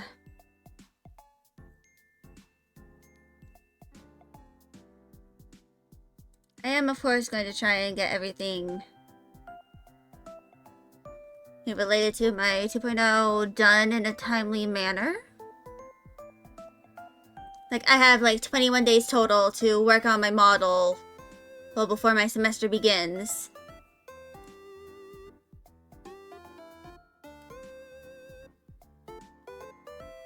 So I have like 3 weeks total in order to work on all of them. Which means I have,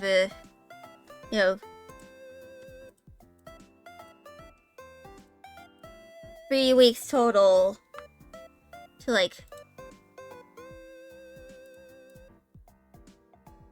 work on all of the things.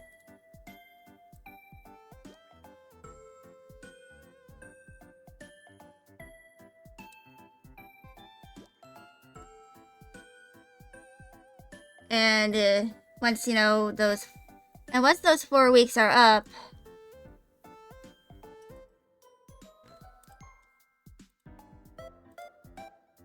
I'll have to return to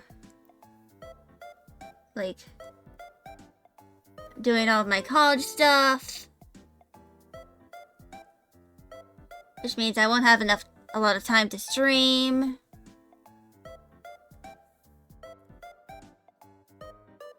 And, I just won't have a lot of time to do other things.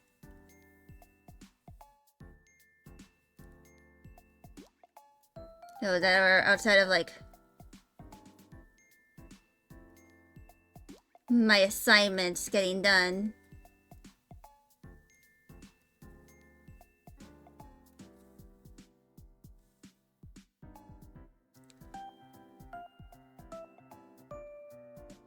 So, other than, all of that,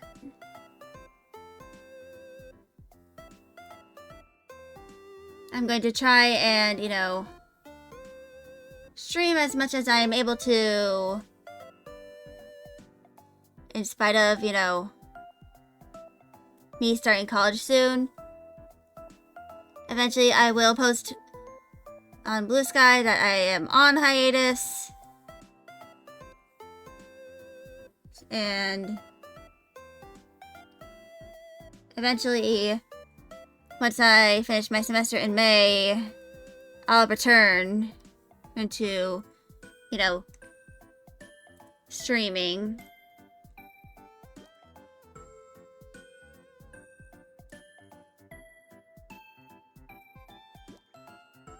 But of course, I need to finish my semester.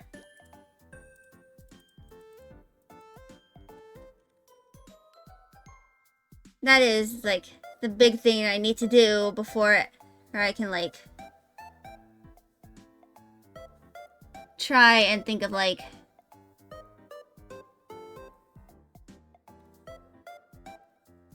anything else.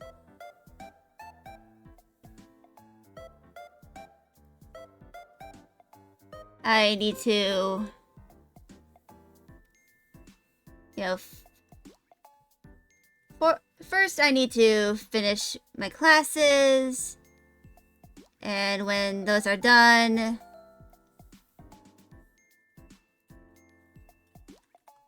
I need to then, like,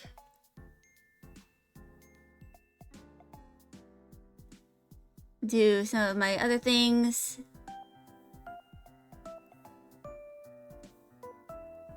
Like,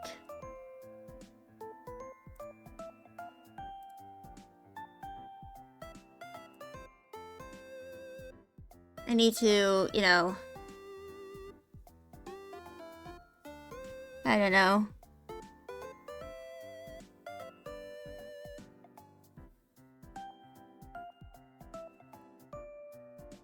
I just have a lot of things I need to do.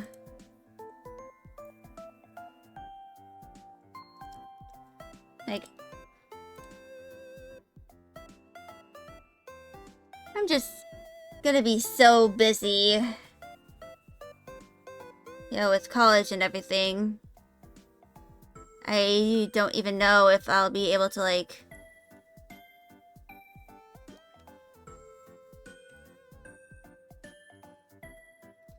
I don't know if I'll even be able to, like, work on any of my 2.0 stuff at all during my semester. Like, that's how undetermined, that's how unsure I am about, you know,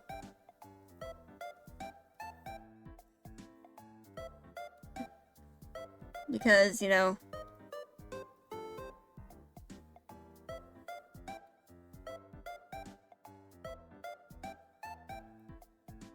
that's how unsure I am about, you know, getting everything here done, even if I'm in the semester.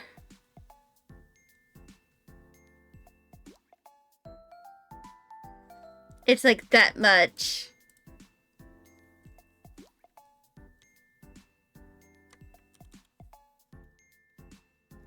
You know, of uncertainty.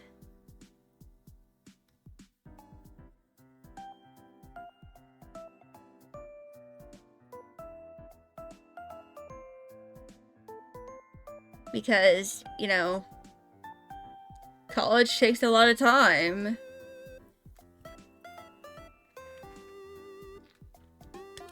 And, you know,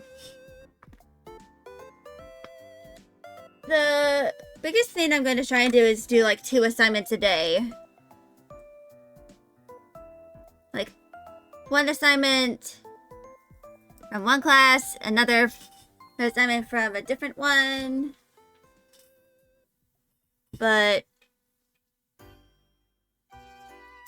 other than that, I don't really have much planned.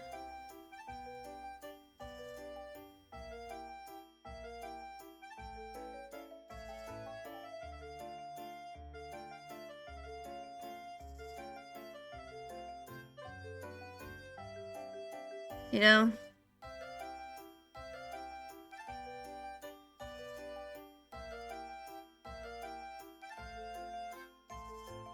It's just pretty hard. You know, balancing industry and in college, it can be pretty hard to do. But to be fair, luckily I haven't really, like, failed hard at any of my classes. Because, like, I haven't really failed hard enough to need to retake them other than one.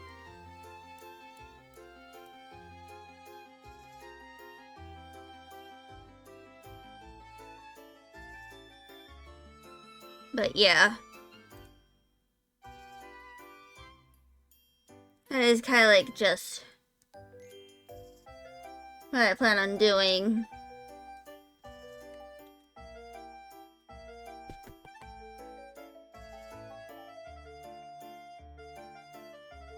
But anyway, I think I'm going to end stream here. Tomorrow, we're hopefully going to be able to do Undertale. Hopefully I'm not, like, super sleep deprived. you know, on Tuesday when that happens. But, yeah. I'm going to figure out what I'm going to do on Thursday's art stream. Luckily, Writing Wednesdays are back for a limited time. Because we're going to be writing the next chapter. I'm going to try and, like, concept the chapter out, you know, before a stream happens. So I can, like, know what I plan on doing.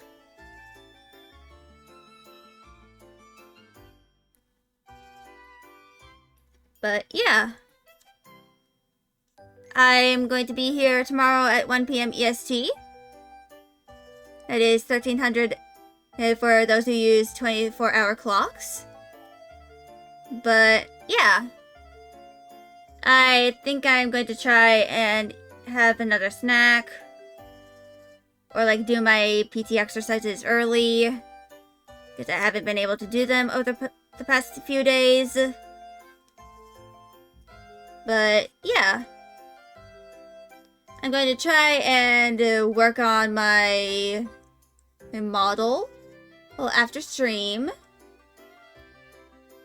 And once I have made enough progress, I might, like, start posting previews and stuff.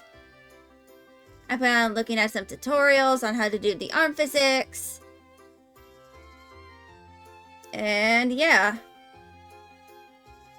I'll be here tomorrow, and I hope y'all are there to watch me defeat Mediton with the power of friendship. Bye, y'all!